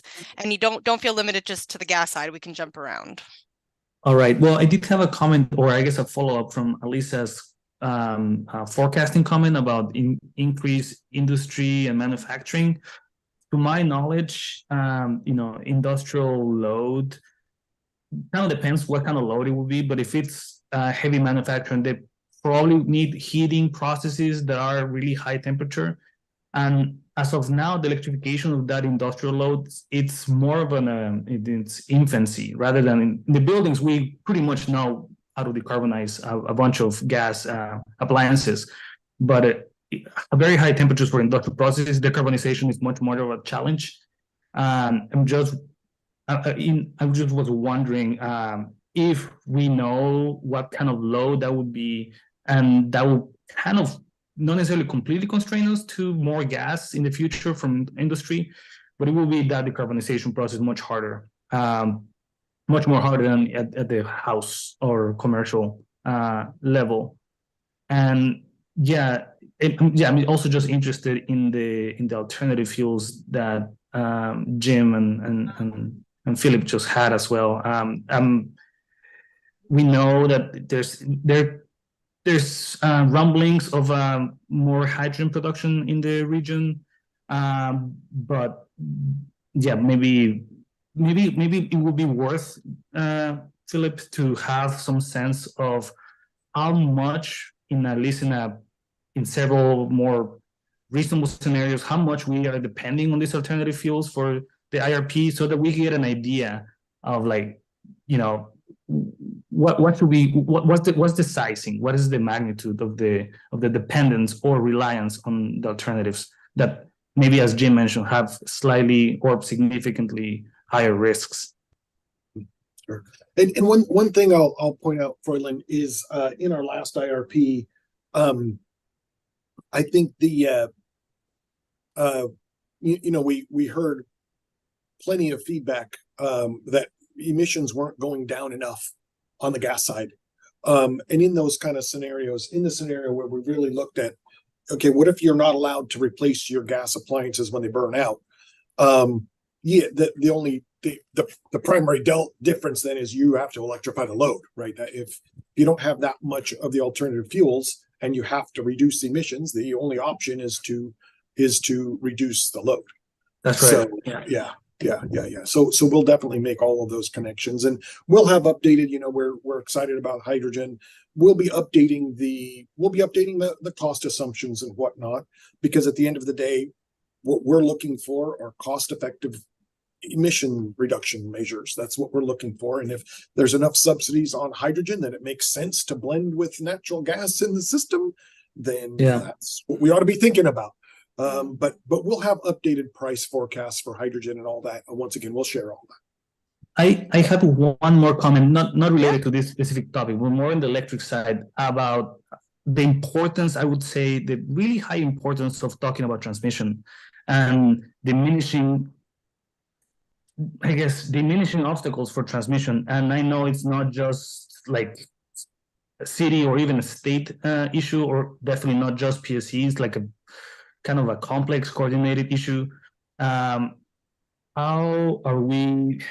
is PSE modeling the potential obstacles for transmission that come from many players, from a lot of places? Is that one of the scenarios? What if transmission is not possible, for example? What if, like, of your plants, only 1% of your transmission is possible in the time needed? What are the alternatives? Obviously, that's a pretty pessimistic scenario, but we have I don't know. Yeah, let's leave it at that. Yeah. Yeah. No, the Idaho Power and Pacific Corp, they've been working on the B2H transmission line for almost 15 years. And they're still in process, right? So yeah, I think that's a good question. Sort of the whole question of transmission and availability, and what that might do to the electric plant. Great. Thank you, Ferlin. I think, just to make sure I got what you said, you had comments about transmission and those obstacles, comments about how on the industrial side, electrification is not as easy as the residential side. And I think that covered it. Ferlin, did I miss anything? No, this is that was good. Thank you. Okay, great. I think there was a chat. I think, Ferlin, you asked a question in the chat about, does the commission change rules? And I don't think they do, because we just did it in the last IRP and we didn't get yelled at. And we're going to do it in this IRP. It's just a matter of how many different flavors of of building electrification on the gas side, how many of those do you want to run through the electric modeling process? Because that's a very time intensive process to do both of them together. And so I just want to make sure that we don't fill up all of our capacity to do work with electrification scenarios and then turn around and say, oh, we don't even really have time to really get into a lot of the different portfolio sensitivities on the electric side once the load is there. That's all. I just want to make sure that we have enough time to do everything that's important. So Thanks but for that. there's no rule against it. You know, there's nothing we need from the commission to enable us to do it. Yeah. Thanks for that. Let's turn to Ezra. Yeah, my comment is closely related to Jim's and Froyland's, actually. I just think that there, first of all, there is an interaction between Climate Commitment Act and the renewable fuels. We have to make sure that we understand how the emissions associated with renewable fuels are going to be accommodated and how those fit under the rubric of the CCA. And I share Jim's concerns about availability and cost, and the risk of making overly optimistic assumptions about these fuels, especially because, as Froyland points out, there are other kinds of applications of these fuels. He mentions industrial processes, but also aviation fuel. Hydrogen is a great storage, can be a good storage medium for energy. So, the idea that you're displacing gas with renewable fuels to save emissions, A, are you saving emissions? B, are you taking into account that there are all these, competing demands on what would be a very premium resource? So I think that, we need to just really be clear that we're looking at the full picture and justifying any assumptions that we use, even in scenarios for renewable fuels, because I think it can be quite misleading to the public and can lead to plans that might be unrealistic. Yeah. Thank you, Ezra. I'll clean up these comments so that they're all nested here, but I'm just noticing how much the renewable fuel topic in general is kind of rising to people's minds. Ezra, did you have, the offer to kick Phil, but I don't see that function here on Zoom. We don't pay for that version. It's too expensive. Yeah. If you recall what the gas emission slide or it's really demand for allowances slide or picture looked like from our last IRP, I don't think I'd be accused of saying we were overly optimistic with how much emissions reduction we'll get from alternative fuels. That's not the feedback that we heard. Right?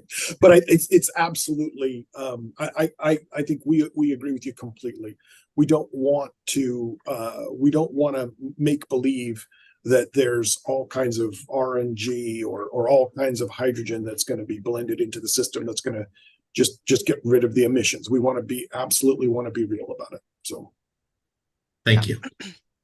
So I think, Megan, you had your hand up earlier, and there's some comments in the chat here. So we'll come back to the comments. But Megan, yeah, please share. Yeah, I wanted to agree with what Jim and others have said about some of the risks of alternative fuels. And I especially wanted to draw attention to, this stretches both across gas and electric for alternative fuels. But on the electric side, earlier in the presentation, I noticed that the part of the WAC that requires electric IRPs to include ensuring all customers receive the benefits of the energy transition. It also, the WAC, the previous number states that there must be an equitable reduction of burdens, specifically across targeted communities, disadvantaged neighborhoods, and overburdened populations. And so I just wanted to draw attention to not just the equitable share of the benefits of the energy transition and planning, but also ensuring that reduction of burdens, especially as we're thinking about some of these alternative fuels and the generation of these fuels, which neighborhoods that generation is in, and increased NOx emissions from continuing to rely on alternative fuels rather than electrification. Great. So Megan, what I'm hearing from you is think about the reduction of burdens, not only the increase in benefits and thinking about, different sort of emissions and implications there. Did I get that? Yes, thanks. Okay, great. Before I turn to Froylan and just his words, I want to just nest what we heard from Jim and others. So Jim, you said one other area is how much gas infrastructure could become a stranded asset or underutilized in decarb scenarios. Does that kind of fall under, electrification strategy? Where would you position this comment, just so that I know? Or is it just a general comment about the world of the gas and electrification, which is fine too? Yeah, sorry, having a hard time remembering on the zoomed in version but I guess I was thinking of that as being, the thing that made me think of it was going way back to Lauren's comment about, the need to focus on scenarios that reduce PSE's emissions consistent with CCA requirements. Mm-hmm. And the reason it made me think that way is because in those situations, in those scenarios, particularly to the extent they're involving a lot of electrification, it seems like you would be seeing the potential for stranded asset risks. Great. Thank you for that. Katie, I'm going to turn to you in 1 minute. I just want to make sure Froylan's comment is also captured. So, because we do have 1 or 2 participants on the phone. So Froylan wrote, in a future where everything is electrified, any other fuels, hopefully renewable, like hydrogen or biogas, would serve as a storage option rather than a fuel source. And I think, Froylan, this kind of ties to what Ezra was talking about, is what are the other uses of it? So does that feel like it kind of nests in that conversation? I think it does. In a way, I was really sort of thinking about just to clarify, that hydrogen is not like a pure quote unquote fuel source, because we don't have like hydrogen lakes. We cannot just extract it. It's a process it's a gas that we make out of other stuff, and we use energy to make it. So just the making of the hydrogen takes energy. It's not like a free process. So we put energy into it in order to have hydrogen as a storage solution for burning it later. If we had like a hydrogen gas cloud or lake underground, then we can think about it as a fuel source. But otherwise, we need to think about the energy input that goes into the hydrogen production. And if it's all clean, that's great, but then it also increases our capacity needed, our load, in order to make that happen. So it's not like just eat your cake and don't bake it too, or something like that. Yeah, thanks for that, Froylan. Okay, let's turn to Katie, please. I just wanted to kind of echo and strongly agree with what's been said about the renewable fuels portion of the gas IRP, with costs and like over-reliance on the strategy. What kind of greenhouse gas reductions are we actually getting out of the kind of hydrogen blending approach? And also with the kind of equity considerations, are we electrifying and kind of leaving behind gas customers to pick up the bill in a smaller footprint of people? And what does that do for those customers? Is that mostly on the residential side, kind of the building side, Katie? Okay, thank you. So let me just make a note here is about the equity concerns about who foots the bill. Thank you for that. So looking at the time, I think we had about 15 more minutes. Just a sec, just oh, Katie? yeah. Yeah, so I think there might be 2 pieces of what you're saying. One is, in terms of the way it's written, who foots the bill.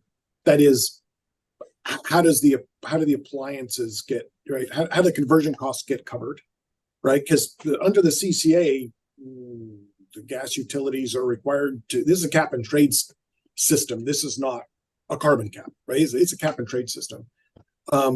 So when you look at, you want to convert people from gas to electric, who pays for the appliances in their homes? And then the next piece is you're increasing costs to remaining gas customers. That's a separate critter. right? Those are two different pieces. Gas customers. Great. Actually, let's just let's just nest these real quick here, which is appliance costs, appliance costs, and then and increasing costs to remaining gas customers. Okay. Thanks, Philip, for breaking that apart. Katie, do you feel like that captures a little bit of about what you were saying? Yeah, thank you. Beautiful. So we have about 15 minutes left, and I see your hand, Joel. I promised to Philip that occasionally we would zoom out to the extent that no one can read this anymore. But just notice that there were some topics that PSE wanted to hear more about, some of those being gas prices, some of those being CETA and the social cost of greenhouse gases, planning standards, demand, climate change and the rate case, and I guess resource alternatives we've talked a little bit about. So just noting where we haven't been and turning it over to Joel. Joel, what would you like to share? Thanks, Sophie. I really I enjoyed the conversation so far. I think a lot of people have brought up really important points.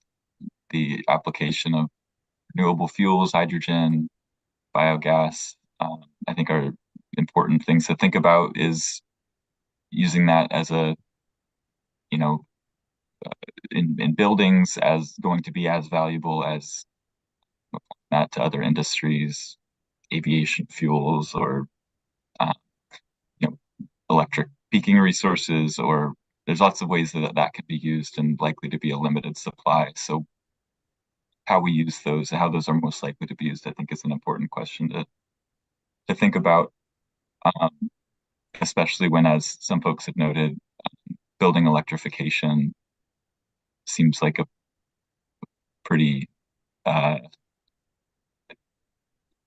least compared to some of the other industries, a pretty easy way to decarbonize that sector. The transmission comments I appreciate. I think that's a really important question too. How constraints and long timelines for transmission build out might affect the plan. One thing, I guess, more on the decarbonization front that staff highlighted in the electric progress report in 2020, earlier this year, was, in this mural, we see the section related to sort of policy directives around electrification and decarbonization. But I think people are likely doing this kind of on their own. There have been other things that might be pushing people in the direction of electrification. And I think it's important, especially for one of the notes that Jim made about stranded assets, and kind of more generally the risk to customers who might remain on the gas system after other folks start to leave, looking at what what some potential futures might look like when it comes to folks starting to leave the gas system, whether it's for reasons related to gas costs, CCA allowance costs are more embedded in that calculus, or if it's folks looking at indoor air quality issues and wanting to avoid implications of cooking with gas potentially. So anyway, that's something that I think, the IRP is meant to look at risks, and I think that's one potential large risk that we see and think, at least I think that the PSE should be considering. And I guess one thing that I would maybe point to, and I don't know that this probably isn't the full reason for it, but in the 2023 biennial CEIP update, the PSE points to several of their recent electric load forecasts, points to the increased load that they're seeing even beyond what they have expected in those load forecasts as one of the reasons they're struggling to hit their 63% target for 2025. I guess that's their interim target for 2025. Yeah. So I'm not saying that all of that is due to people voluntarily leaving the gas system and electrifying loads, but I think to the extent that's a factor there, or that may help, maybe one of the reasons for that, I think that's something that's worth looking into. I think that's all I wanted to say for now. Yeah, I was gonna say, Joel, on that last one, we have been doing some of that, and when we come back and talk about load forecasts, we can share some of those initial results that we've been looking into. But I think you make a really good point with a lot of these things these are policy issues that need to get resolved, and there's that's why, and I don't know if this is exactly right anymore, right? But if the IRP is typically focused on how are you going to maintain the supply to meet your demand? Well, the demand is shrinking, the demand could be growing, right? But the IRP has really been a lot about how are you going to meet, that's what the base of the law requires, right? How are you going to meet your demand and maintain reliable service, right? And there's a number of things that you highlighted that aren't clear, right? So what happens in these cases? Once again, who pays to electrify appliances? That's not clear at all. What happens? Is there going to be some mitigation? How does it get mitigated? If you're going to drive up the cost, the average cost of the gas system is going to go up over time. Let's say that we're not adding additional customers or very limited additional customers. I think even now, you're probably going to still see some additional commercial customers, maybe not a lot of new residential customers, but you'll probably see some additional gas commercial customers. But as customers go, as you reduce customers, yeah, your gas rates are going to go up as a result. And how do you deal with that? How do you address that? Yeah, that's why I kind of like creating this category of here's these policy things that it's bigger than just what we could do, right? This is like, I could tell you what happens to the supply. I could forecast what happens to rates. What policy is going to be there in place to help some people or all people, I don't know, convert their appliances? Do you want to get appliances faster than when they burn out? Are you going to have a law that says you can't replace a gas appliance when it burns out? All of those kinds of things, those are big picture things that are really beyond what we can deal with, or what's in our purview, right? That's a legislative kind of thing. A lot of the things we talk about aren't even in the commission's purview, right? It's a legislative level changes that are required. But I think maybe at least being able to identify what goes into that, what's in that category, to say if you want to move toward this direction of electrifying, that's the way that the legislature would like to go. Well, here's the things that need to be sorted out. And we don't have solutions for all those things, right?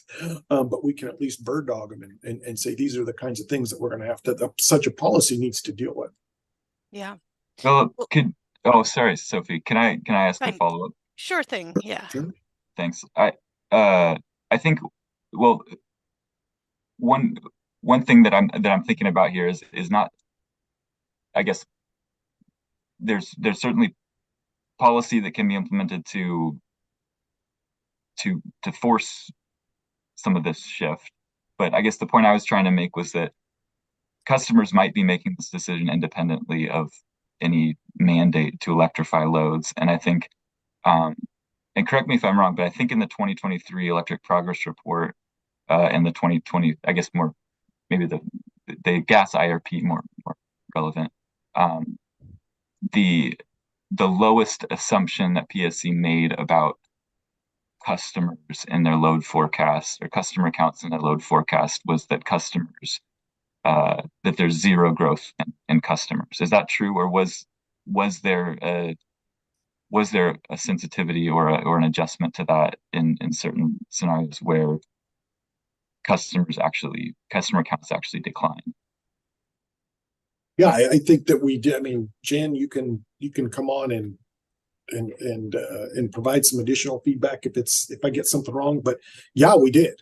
In fact, that was when we look at we tried to get as close to the consigned allowance line as we could by just basically assuming that appliances they go away when they burn out, right? So I guess that's not saying exactly a customer went away. It's more of appliance by appliance. So eventually, when all your gas appliances burn out, you don't have any more gas.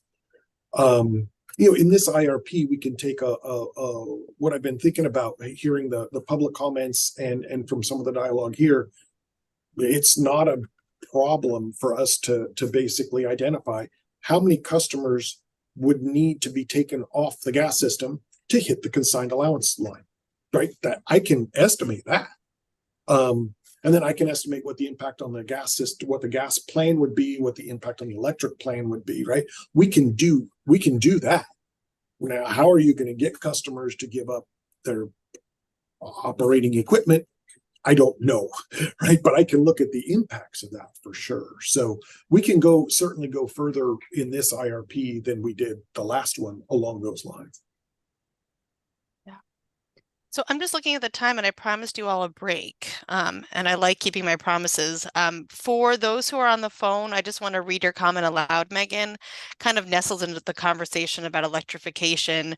No matter the policy that drives electrification, PSC has the opportunity to plan for said electrification in a responsible and managed way through methods such as geographically targeted electrification, evaluating non-pipeline alternatives and capital expenditure plans to avoid stranded gas assets, and implementing electrification programs for customers that will maximize customer benefit by reducing the health and cost impacts that would come with staying on the gas system.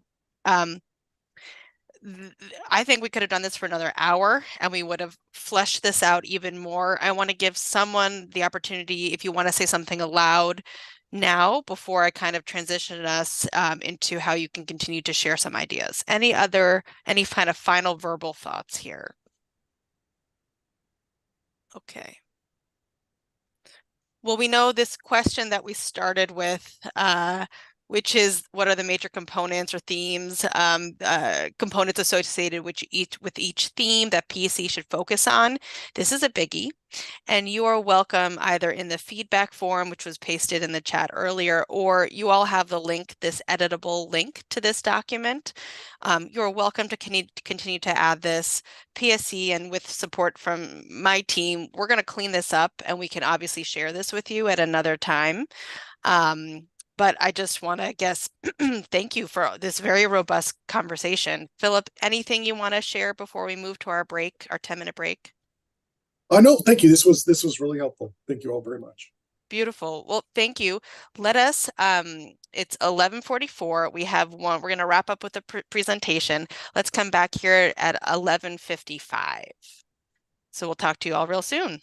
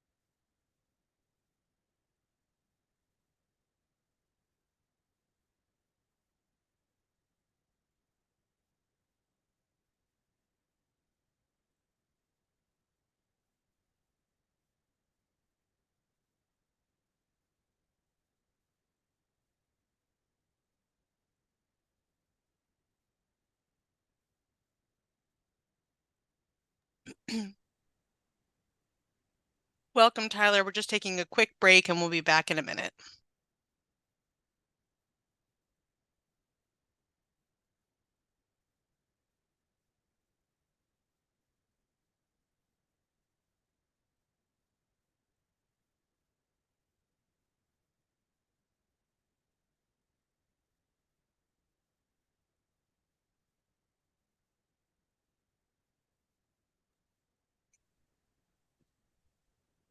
All right, if I could have Will re-share his screen with Aquila's presentation, get everything set up.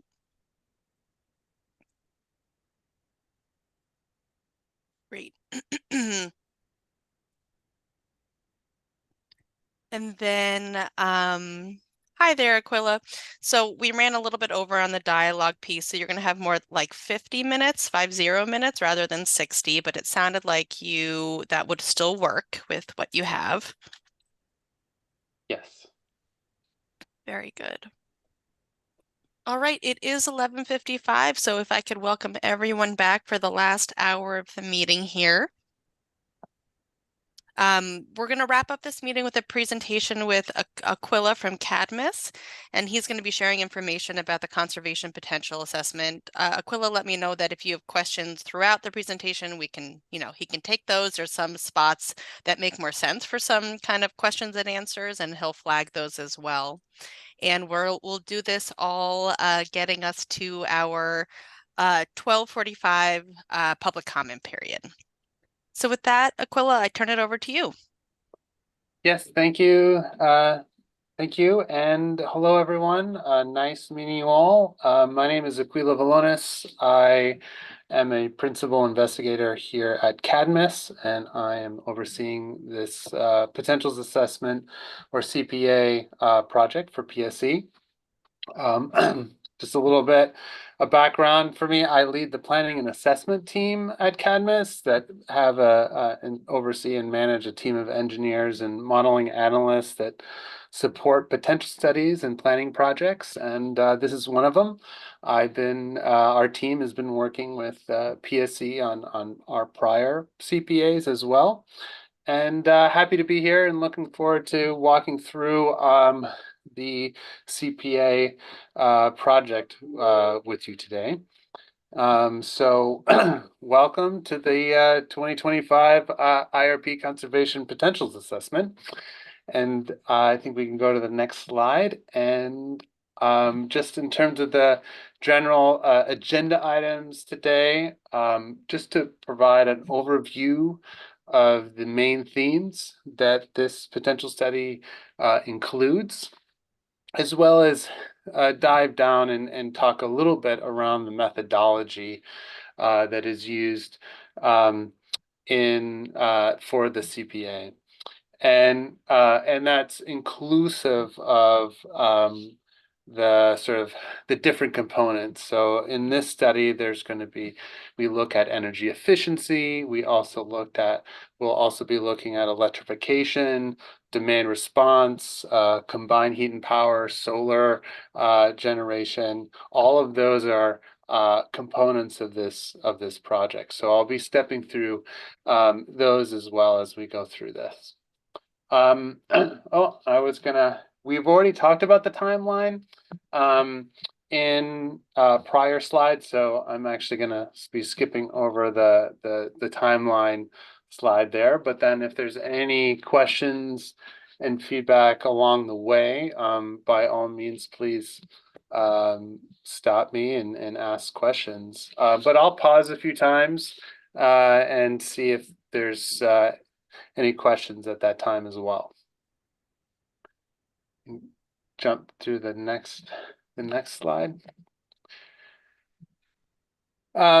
This study is going to be touching on of different themes. The blue boxes represent themes that were included in the prior 2023 IRP. The green boxes, those are themes that are new to the 2025 CPA IRP project that we're working on. So similar to last time, we focused on energy efficiency, demand response, solar, and CHP, or combined heat and power resources. We looked at electric and natural gas fuels, as well as electric conversion potential. Now, our primary objective is to produce updated forecasts of achievable technical potential for PSE's IRP. The timeline horizon for both fuels is over a 25-year planning horizon from 2026 to 2050. So this involves developing detailed supply curve inputs at varying levels of granularity, from, say, the service area all the way down to the zip code level. And all of that data is provided to PSE to incorporate into their IRP analysis. New to this CPA is some additional research of looking at the Inflation Reduction Act, and the impact on and how that's going to impact the potential in this CPA. And we'll also be conducting, and we call it program research. Probably, it's not necessarily evaluation, but it's more of program research to assess any sort of program gaps for selected measures where the prior CPA perhaps estimated higher potential than what the program actually has achieved. And so this research is to help inform and provide better alignment between program goals and the projected potential, and looking a little bit deeper into some of the sort of the barriers, or some of the challenges of that. So that's the two new components of this CPA. Let's go to the next slide. Thank you. Just provide I'll step back just one little bit and provide a little bit of an overview of sort of the sort of the technical or the methodology for estimating the energy efficiency potential, or for the CPA, just to provide sort of the general concepts of the potentials assessment. Starting from the top, is we estimate technical potential. And this assumes that all the technically feasible resource opportunities may be captured, regardless of their costs or any sort of market barriers. So in a way, you can think of this as more of a theoretical amount of total energy efficiency potential in PSC's service territory, and it's only accounting for those sort of purely technical constraints. So that's the first estimate of potential, and then it goes into achievable technical potential. And this is the portion of technical potential that is assumed that can be achieved during the study's forecast, regardless of the acquisition mechanism. But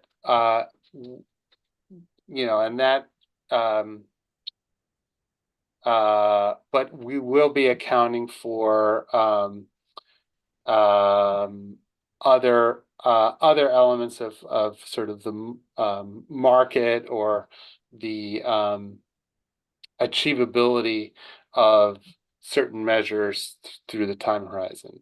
So while we won't be looking specifically on specific utility programs or market transformation, we'll be looking more around the sort of the applicability or the achievability of these technologies over the time frame.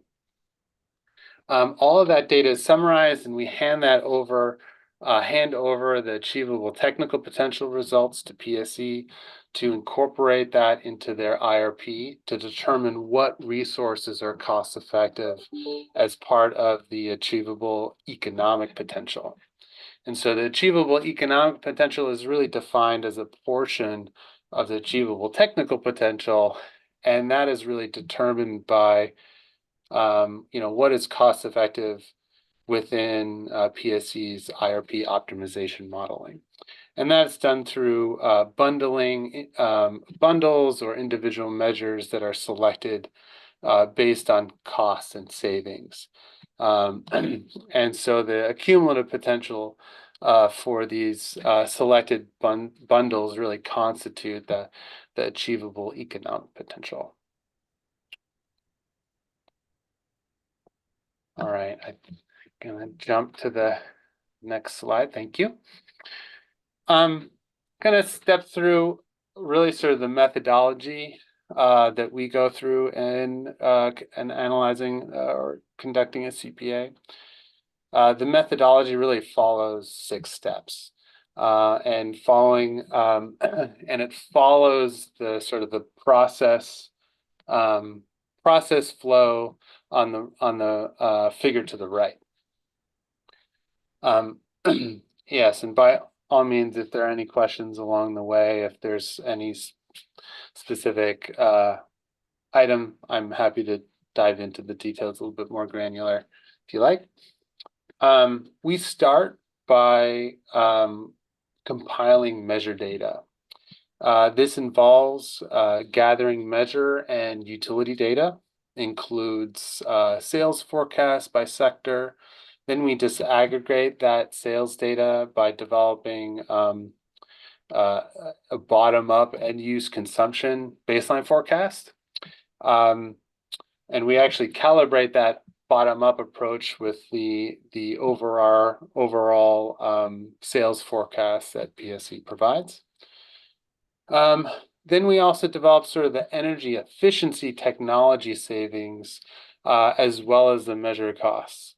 The energy efficiency technology savings are applied against a baseline to determine that technical potential by accounting for all the technology characteristics like savings fractions, applicable fuel shares, equipment saturations, feasibility constraints, as well as we also account for measure interactions. After estimating the technical potential, we determine the achievable technical potential by applying achievability market factors. Then we calculate a levelized cost for each measure. Lastly, we sort of roll things up and develop a supply curves for PSE's IRP modeling, which is really taking those achievable technical potential data and applying end-use load shapes and spread that annual consumption or annual savings to produce hourly electric and monthly natural gas savings within each levelized cost bundle. Yeah. Oh. Aquila, I just want to pause. For those on the phone, I'll just read Jim's question aloud. Is that okay to take a break now, Aquila? Yeah. Aquila mentioned that past CPAs have identified more potential than PSE ended up achieving. Does PSE or Cadmus have any insight on the causes of this mismatch? Also, could Aquila briefly describe his approach to bundling measures for purposes of evaluating economic achievable potential? Okay. I can take I'll talk a little bit later about the sort of that mismatch, but it was a little bit of a constraint, or not necessarily a constraint, or a modeling process that was done in the prior potential studies. So in determining the achievable technical potential, there's sort of 2 components. The first component is what's the sort of the maximum achievability for a given measure over that time horizon. We use council data to determine what that sort of the maximum achievability factor is. It's usually around 85%. In some cases, it's higher or lower depending on the measure. So that's sort of the maximum achievable value. But there's also another factor, and that is really the ramp rate. How does that, how does a given measure, how is that being adopted over, say, that 25-year time frame? In the past, for discretionary measures, so like retrofit measures, the study had primarily been looking at really front loading those retrofit measures in the first half of the study, really in the first 10 years. And in doing so, that put a lot of achievable technical potential in the first part of the study, but that ended up not being as realistic for programs, because some programs may be putting, or have different acquisition or program mechanisms, and they may not be, acquiring the same potential year over year. And so it's maybe more of a gradual incline over time. And so what this study is doing is really looking at specific measures where there was a mismatch and better aligning that sort of the ramp rate of acquisition over time, rather than just doing it a little bit more theoretically of putting everything in the first half of the study.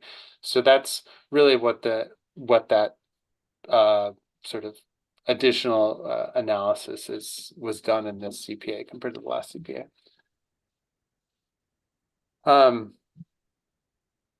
Sorry, can you remind me of the second part of that question? Oh, sure.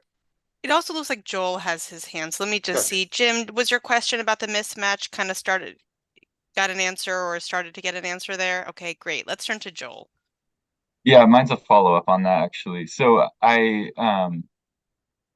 understand the mismatch issue. I'm wondering if there's been any analysis on your part or PSE's to try to understand better what drove those mismatches. Because the ramp rate seems like one option for correcting for not being able to achieve as much as the CPA and the IRP analysis would suggest, but there are other ways to do it. And I'm wondering if understanding what the driving factors that cause that mismatch are, if that would help to inform the best way to model it going forward. Yes. So as part of the program research we did, we're interviewing program staff and to get a better assessment of that. There are a few items that are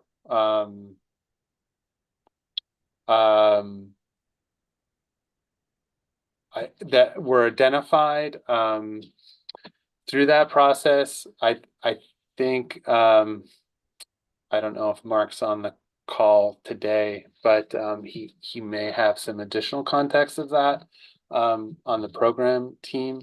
But we did identify some of the barriers, and some of it has to do with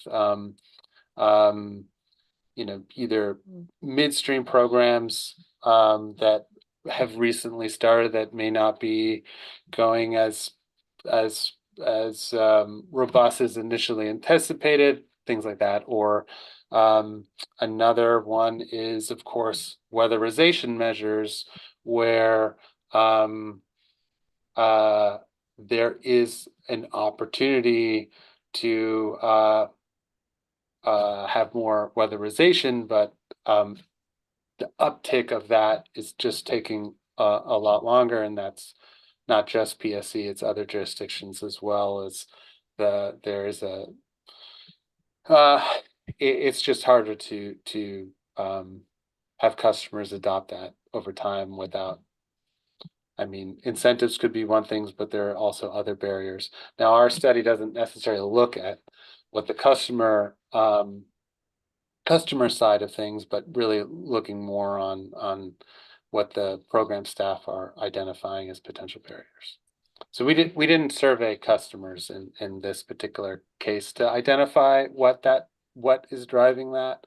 That could, so that's a sort of separate task, but Be interested to know what analysis is happening on that front, because if it's really just an issue of like it takes longer to get these measures installed than we previously thought, then that I think the ramp rate seems like a reasonable way to accomplish that in the modeling. But if it, I know if you're in the meeting earlier, but a lot of talk about the implications of electrification, and if that explains some of it, then just pushing those measures to the out years doesn't really seem like an accurate way to describe that phenomenon.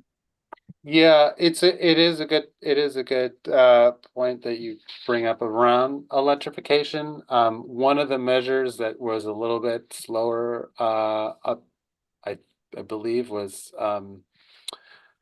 either furnaces, natural gas furnaces, which might imply that there is some potential reluctance to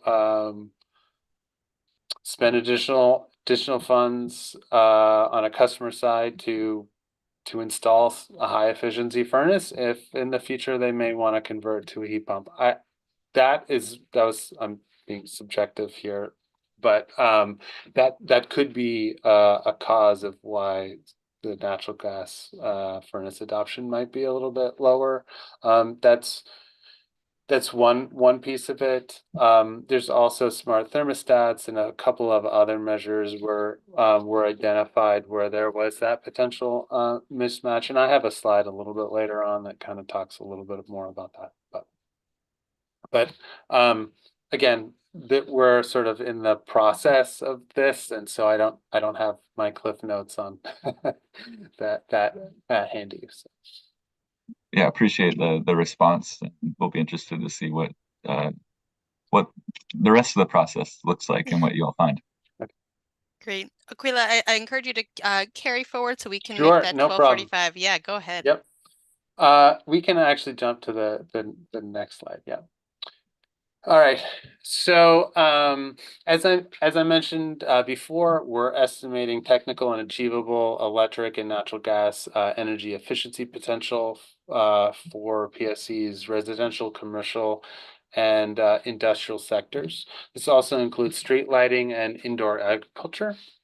And to align our prior research as part of the last EPA, we're incorporating, we're starting there, but we're also incorporating work that we've done as part of phase 1 of PSE's dark decarbonization study, and incorporating that into the electrification end uses to include cold climate heat pumps and hybrid heat pumps into our analysis, which in the prior CPA, we sort of had that sort of separate doing a lot of electrification work, and now it's a little bit more integrated with the energy efficiency modeling.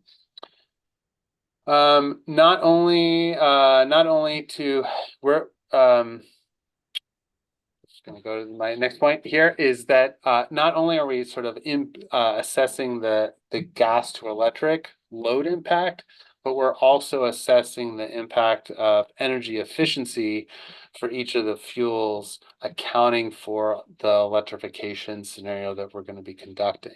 And so that has an impact. If there's more customers converting from gas to electric, that means there's going to be less natural gas potential, and there could be more energy efficiency electric potential because of it. New to this study, we're incorporating the 2029 gas furnace standard. There is a sort of a preliminary or final action date set, and so the final ruling is out, and is pending the final publication of the Federal Register, and as a result, we're capturing that in this study. We also include federal and state local codes and standards as part of this project. And then on the box on the right here, we are also accounting for climate change for weather sensitive measures. This is done by incorporating the changes in weather, and that impacts the end use consumptions over time. We're aligning that the weather impacts to PSE's load forecast that has incorporated this future weather changes. We can jump to the next slide. I actually see Ezra's hand. Yeah, Oh, go yes. ahead, Ezra. Good. Well, just to be clear, when your last 2 points, incorporating the furnace standard and the federal standard, those are all for the baseline. Is that right? So just those actually reduce potential. Is that right? That's right. That's right. Yes, that's right. So incorporating the 2029 furnace standard does reduce the well, it does two things. One, it changes the baseline forecast of natural gas forecast, and then it also changes the energy efficiency potential available. If the baseline is now going to be a 95% AFUE furnace, really going from 95 to a 98 AFUE furnace, the savings is now diminished quite a bit since the prior baseline was 80%. So that would particularly affect end of life replacements. Exactly. It does. It impacts furnace, end of life replacements, but it also impacts discretionary retrofit measures that are occurring after 2029, where the furnace load now is reduced. And so there's that interaction between retrofit and sort of the equipment type measures that we account for in our modeling as well. Thank you. Aquila, before you move on, just in the chat from Megan, Megan was wondering if there was a full list of policies, codes, and standards that were included. Yes, it's the very similar to the list that was published in the last potential study report. The really the only item that I want to say that's sort of different is the 2029 furnace standard. And we're incorporating the state codes that have some implications on natural gas usage for new construction.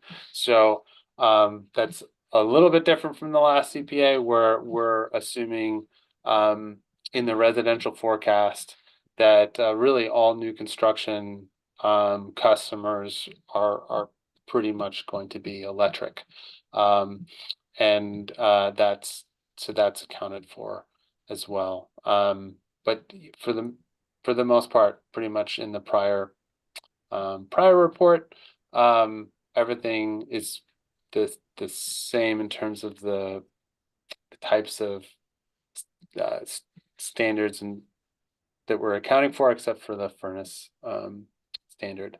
Do I have a list handy? We can certainly provide something like that. So Emily, just in the notes, just mark that as an action item that we'll work with Cadmus to provide a more comprehensive list. All right, carry forward, Aquila. Yep. All right, we can jump to the next slide.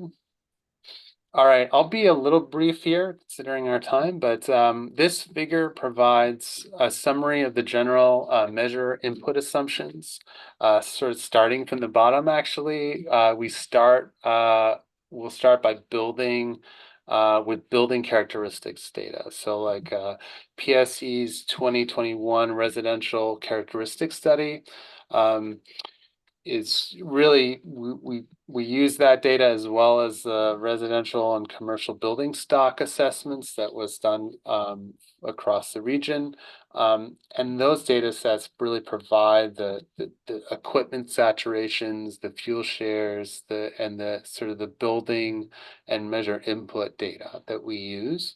And all of that data are fed into our measure characterization workbooks. And we use PSE's program business cases. These are sort of measure workbooks that are used for program planning and design. And so we use the assumptions in there as well as from the Regional Technical Forum, and then of course, the Northwest Power Planning Council's 2021 power plan. As part of this analysis, we incorporate non-energy impacts assumptions, and then we do make those climate change adjustments to the heating and cooling measures to align with PSE's climate change projected impacts. In addition, we do supplement some of these data sets with secondary data, primarily on the natural gas side, since a lot of the RTF and the council data is primarily on the electric. We can go to the next slide. Here's a brief list that sort of provides our planned updates for the CPA. As part of the sort of our programming research, which I'll actually talk about in a minute, that's really focusing on 4 measure categories and of water heating, thermostats, weatherization, and furnaces.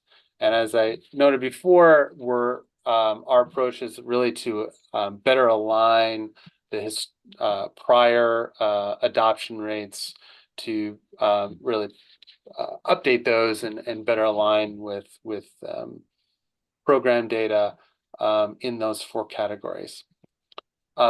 In addition, other CPA updates that we're looking at is, of course, updating the economic assumptions like inflation rates, discount rates, avoided costs, other costs assumptions.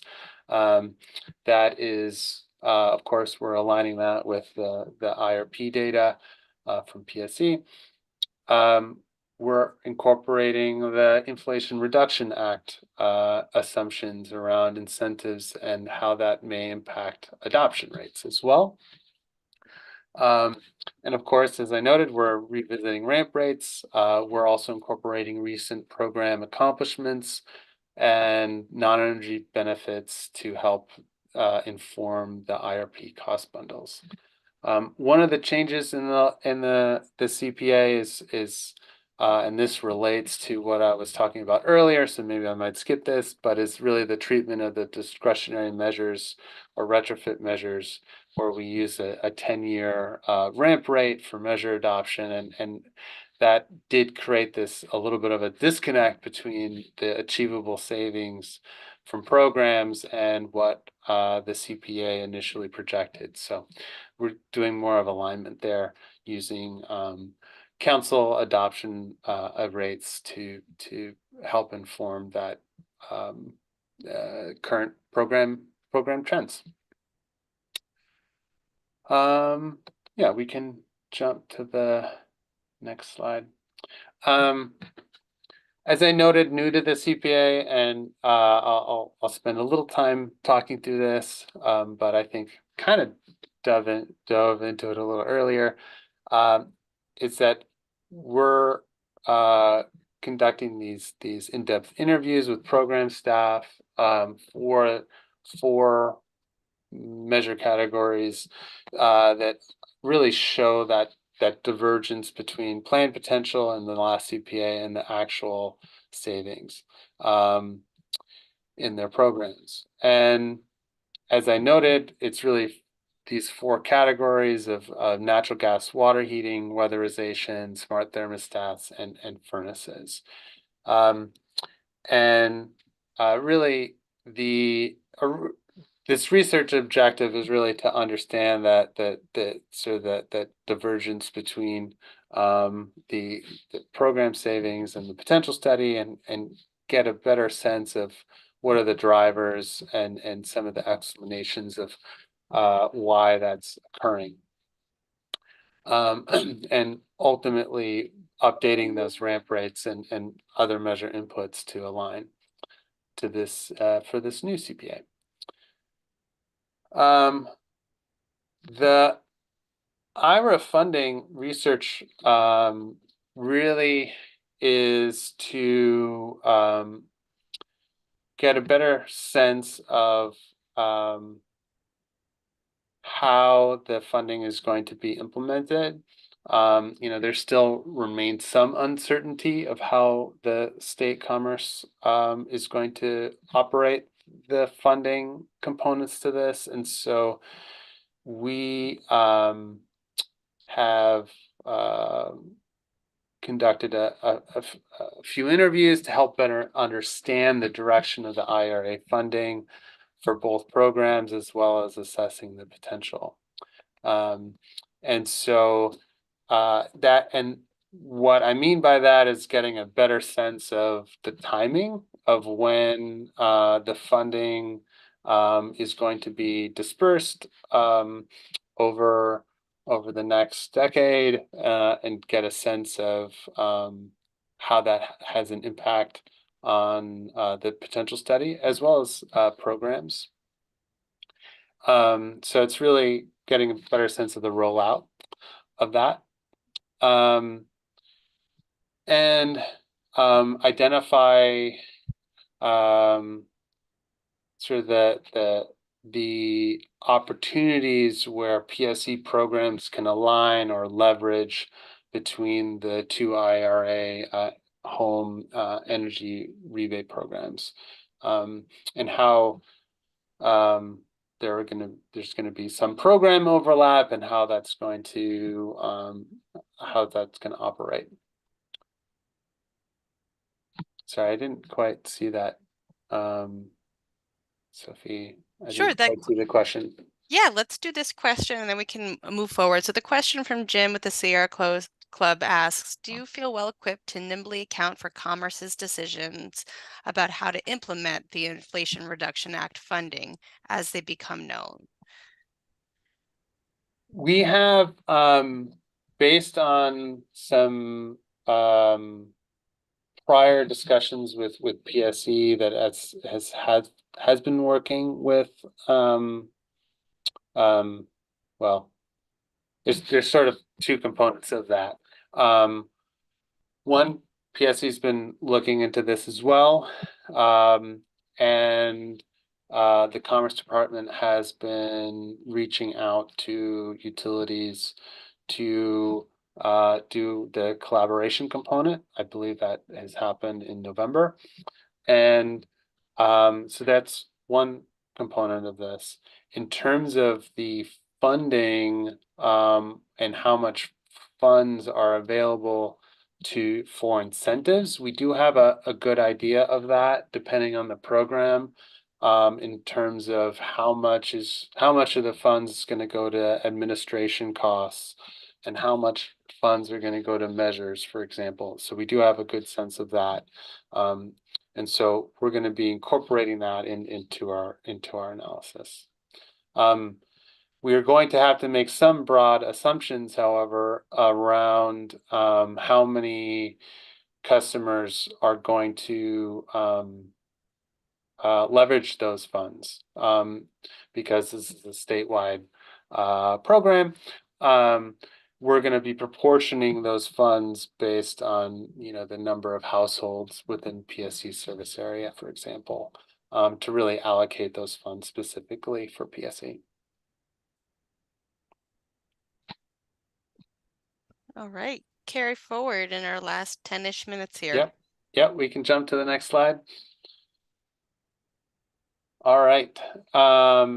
Natural gas to electric impacts. I think you've all talked a little bit about this in the earlier sessions. This study is going to be estimating the reductions in natural gas usage and increase electric energy as well as peak demand from converting from non-electric equipment to electric equipment.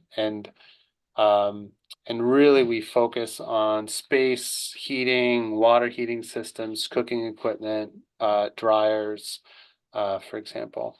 We'll be looking at primarily existing customers and not necessarily for at least the residential side. We don't look too much, well, actually in sort of both commercial and non-res and residential customers. We primarily are looking at the conversion of existing customers to convert to electric.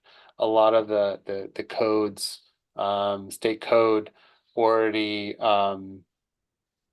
requires electric space and water heating systems, for example. So that's going to limit the conversion for new construction. But for existing construction, there's quite a bit. As I noted before, we're going to be leveraging a lot of the research that was done in the prior IRP in 2023, as well as the decarbonization study that looked at cold climate heat pumps, for example, and some additional customer surveys that we did in the last study. I'm seeing one more question, Aquila. So let's take this question from Megan, which is, what are the assumptions and reductions in natural gas usage? Does this mean a declining number of customers, which kind of full electrification, or declining gas usage per customer, partial electrification? Well, we're actually going to probably be looking at a little bit of both. Because we are, depending on the scenario that we're going to be looking at, we may be looking at, say, hybrid heat pumps. So they'll still have a gas backup. So the number of customers remain the same, but the usage would go down. In other cases, it's a sort of a full conversion to electric. So in that case, there's more customers, or reduction of customers, I guess is a way to say it. Yeah. We can jump to the next slide. Yeah. This is going to be a similar to the last CPA, where we are looking at underserved communities and equity. And there are sort of two definitions: highly impacted communities and vulnerable populations. It was determined in the last study that the vulnerable population data set really best aligned with the CPA's geographical areas and the level of granularity within the vulnerable population data set. And that hasn't changed in this study, so we're still planning to use vulnerable populations as the preferred identifier in our CPA. Yeah, and I think we can go on to the next one, considering time. Jumping from energy efficiency, jumping to demand response. Here's a list of the demand response options planned for this assessment. There's a lot of similar demand response products that we're looking at, but there are some new ones that are of focus or new, and that's really looking at electric vehicle product options. The forecast for electric vehicles has increased, both in the residential and the commercial sectors. So we're really diving in and doing a much more detailed look into residential electric direct load control, as well as managed charging in the residential sector. In the commercial sector, we're looking at heavy duty charging equipment, as well as fleet management, and really diving in and looking at how this increased load can be managed on PSE's system.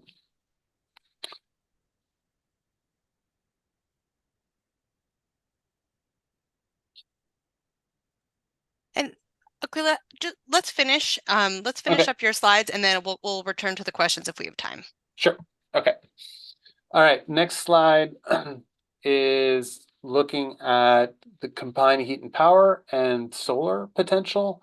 The approach for combined heat and power is consistent with the prior study, where we're looking at renewable and non-renewable CHP systems. For looking at solar, rooftop solar on so this is customer sided solar. We used NREL's just DGen, or distributed generation market demand model, to simulate customer adoption of rooftop solar systems and determine the solar PV achievable market potential. One thing that's slightly different is that from this assessment, we're going to be conducting a little bit more of a bottom-up analysis using Google Project sunroof data to determine the PV potential within PSE subregions or zip codes, rather than looking at one estimate across the entire service area. So really identifying the differences in sort of the generation or coincidence factors, not coincidence factors, but the generation factors of between the different regions in PSE service area to get a better assessment of that. All right, we can jump to the last slide. The last component of this study is really taking all the data from all the prior resources and developing IRP bundles and doing that locational analysis. So not only looking on a system-wide, but providing data on a zip code level. And as a result, we're developing supply curves or IRP data for their optimization modeling, for PSE's optimization modeling. And we are providing a little bit more granularity than in the last CPA that gives PSE staff a little bit more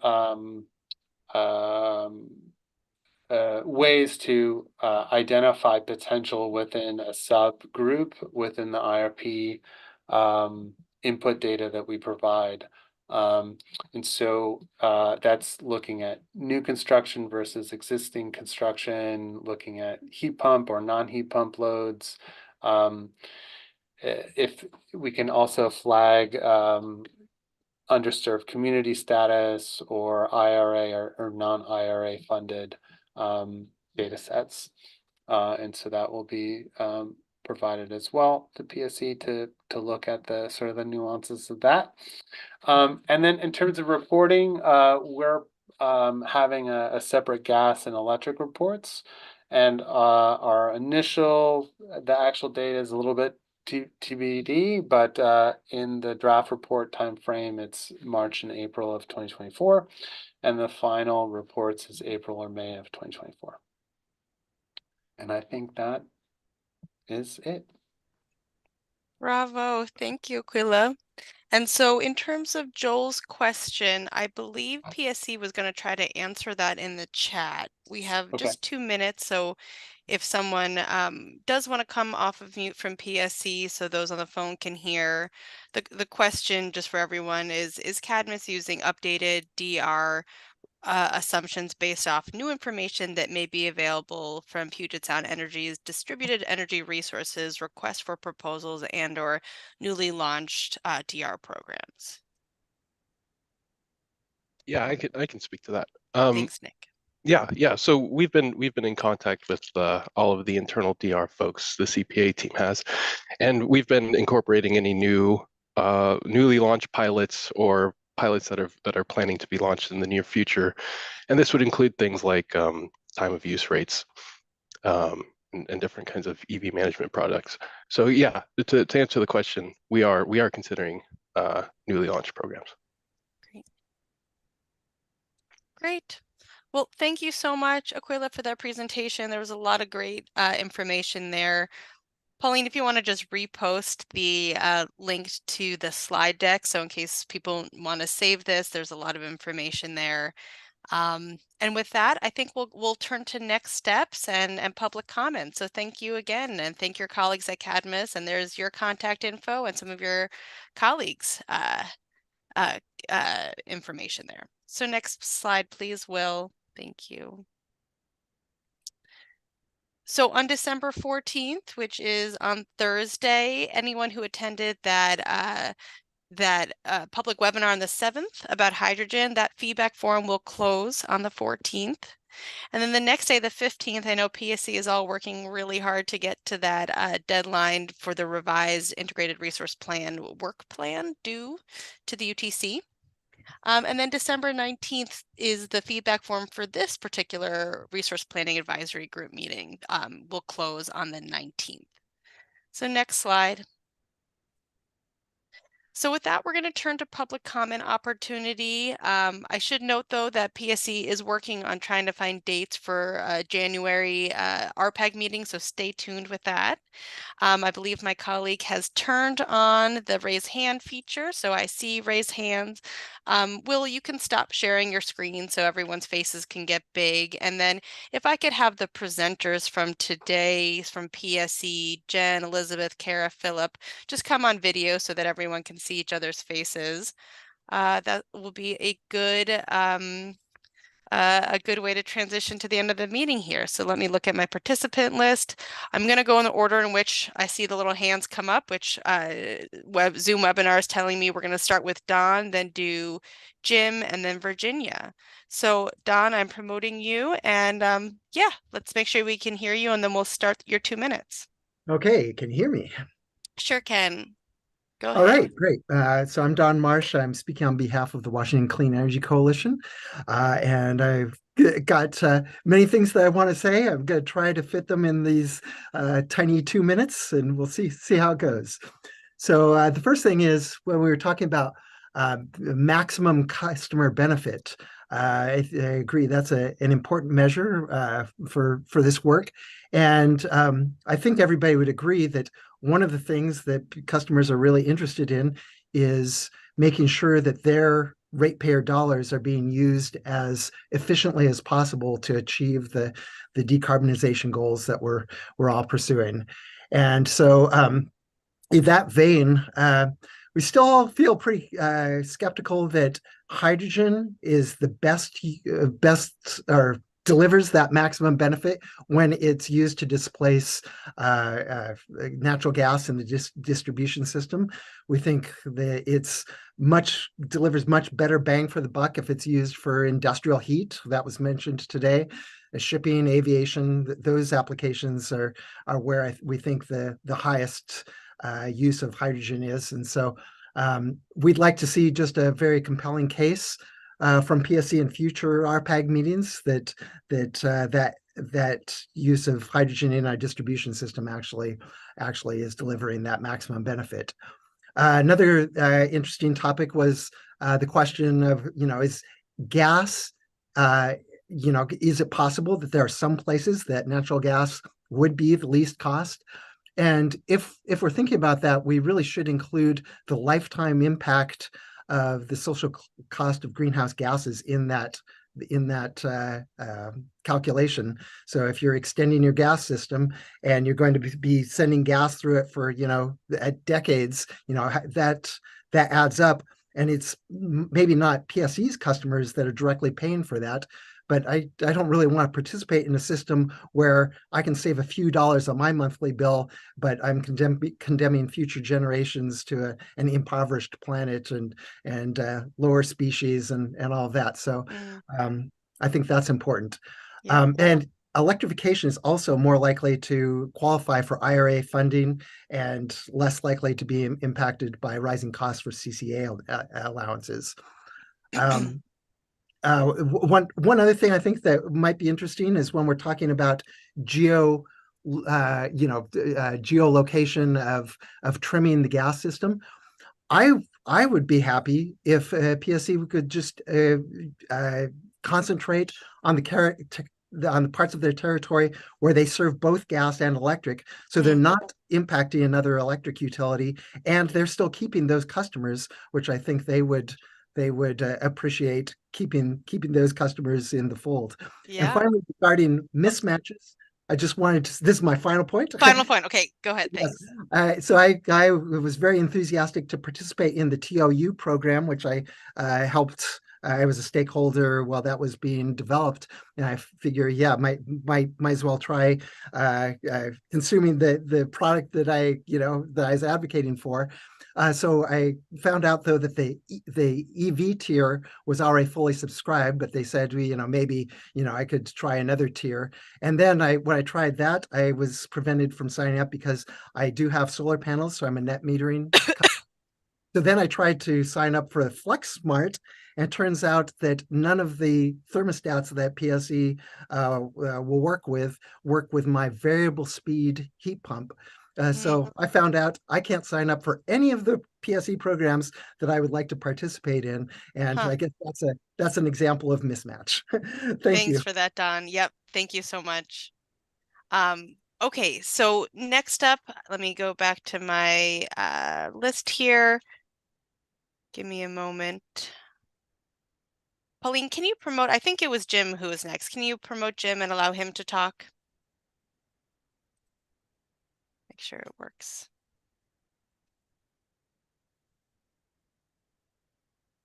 Oh, okay, I had to find the magic button. I'm assuming you can hear me now? Yes. James Adcock, electrical engineer, MIT, a long time, a dozen plus years participant in these kind of things. My notes from this meeting. First, hydrogen. I expressed concerns about many possibilities for double counting of the supposed environmental benefits of this fuel. Only the actual end use of renewable hydrogen represents an actual environmental benefit, and not the renewable energy which goes into generating this hydrogen. Item 2, I expressed concerns that Puget is suggesting having private one-on-one RPAG meetings. This goes against Puget's commitment to make these meetings public. I suggest instead that if an organization cannot make almost all the meetings with either a primary or an alternative member, then maybe it is time for that organization to drop out. RPAG is supposed to represent a real commitment from representative organizations who signed up promising to represent ratepayers. Item 3, these are supposed to be technical meetings with invited technical experts from organizations who are supposed to represent ratepayers. But this cannot happen unless Puget actually presents technical contents. 2 meetings now, and no real technical content or discussions have happened.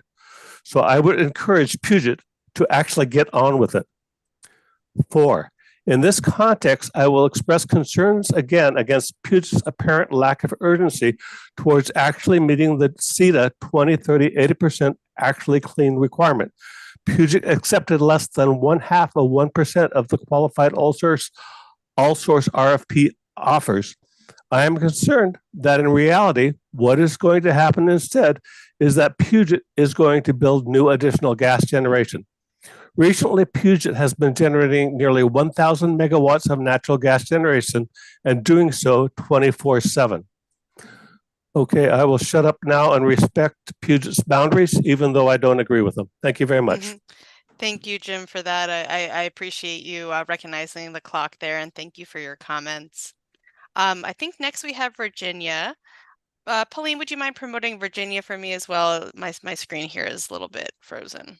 Thank you. This is Virginia. I assume you can hear me? Yes, sure can, Virginia. Go ahead. Great. I'm Virginia Lohr, a PSE customer on Vashon. Today, I want to speak about something you probably already know, but I think it's extremely important to remind ourselves of this and to act with the urgency this knowledge requires of rational human beings. Dr. James Hansen is a preeminent climate scientist, a member of the National Academy of Sciences, and of course, the scientist famous for speaking truth to Congress about global warming in 1988. Dr. Hansen and numerous colleagues published their latest findings this September in an article titled Global Warming in the Pipeline. They conclude that Earth's climate is on track to warm significantly more than the projections made by the UN Intergovernmental Panel on Climate Change. The conclusions from Dr. Hansen and his co-authors about how much global warming is already baked into our climate is devastating knowledge for anyone who cares about life as we have known it on this planet.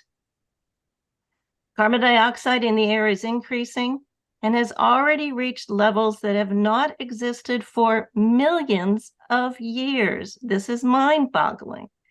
This elevates high-impact, low-probability events to high-impact, high-probability level. We should be frightened by this information. James Hansen is quoted as saying that for not already acting sufficiently upon warnings about the climate crisis, quote, "We are damned fools," unquote. It's past time to stop such foolish behavior. People involved in this IRP process are in privileged positions. I hope we will all act responsibly and quickly. Thank you. Thank you so much, Virginia, for those comments and the references to those reports. I'm looking here at the list of participants. I'm not seeing any new hands. Pauline, does anything indicate otherwise that you're seeing? No, I don't see any new hands. Okay. Well, with that brings us to the end of our public comment, but as always, that feedback form, if you have additional thoughts and reflections, Jim, you noted you had some few other thoughts, but we're adhering to the 2-minute timer. Feel free to send those to PSE, and then they can absorb it. In the meantime, I hope everyone has a very good and safe holiday season, and just really appreciate ending 2023 with the kickoff of this group. And I look forward to speaking to the remainder of 1 or 2 of you as part of my facilitator assessment. PSE, do you want to have the last word? Anything from you all?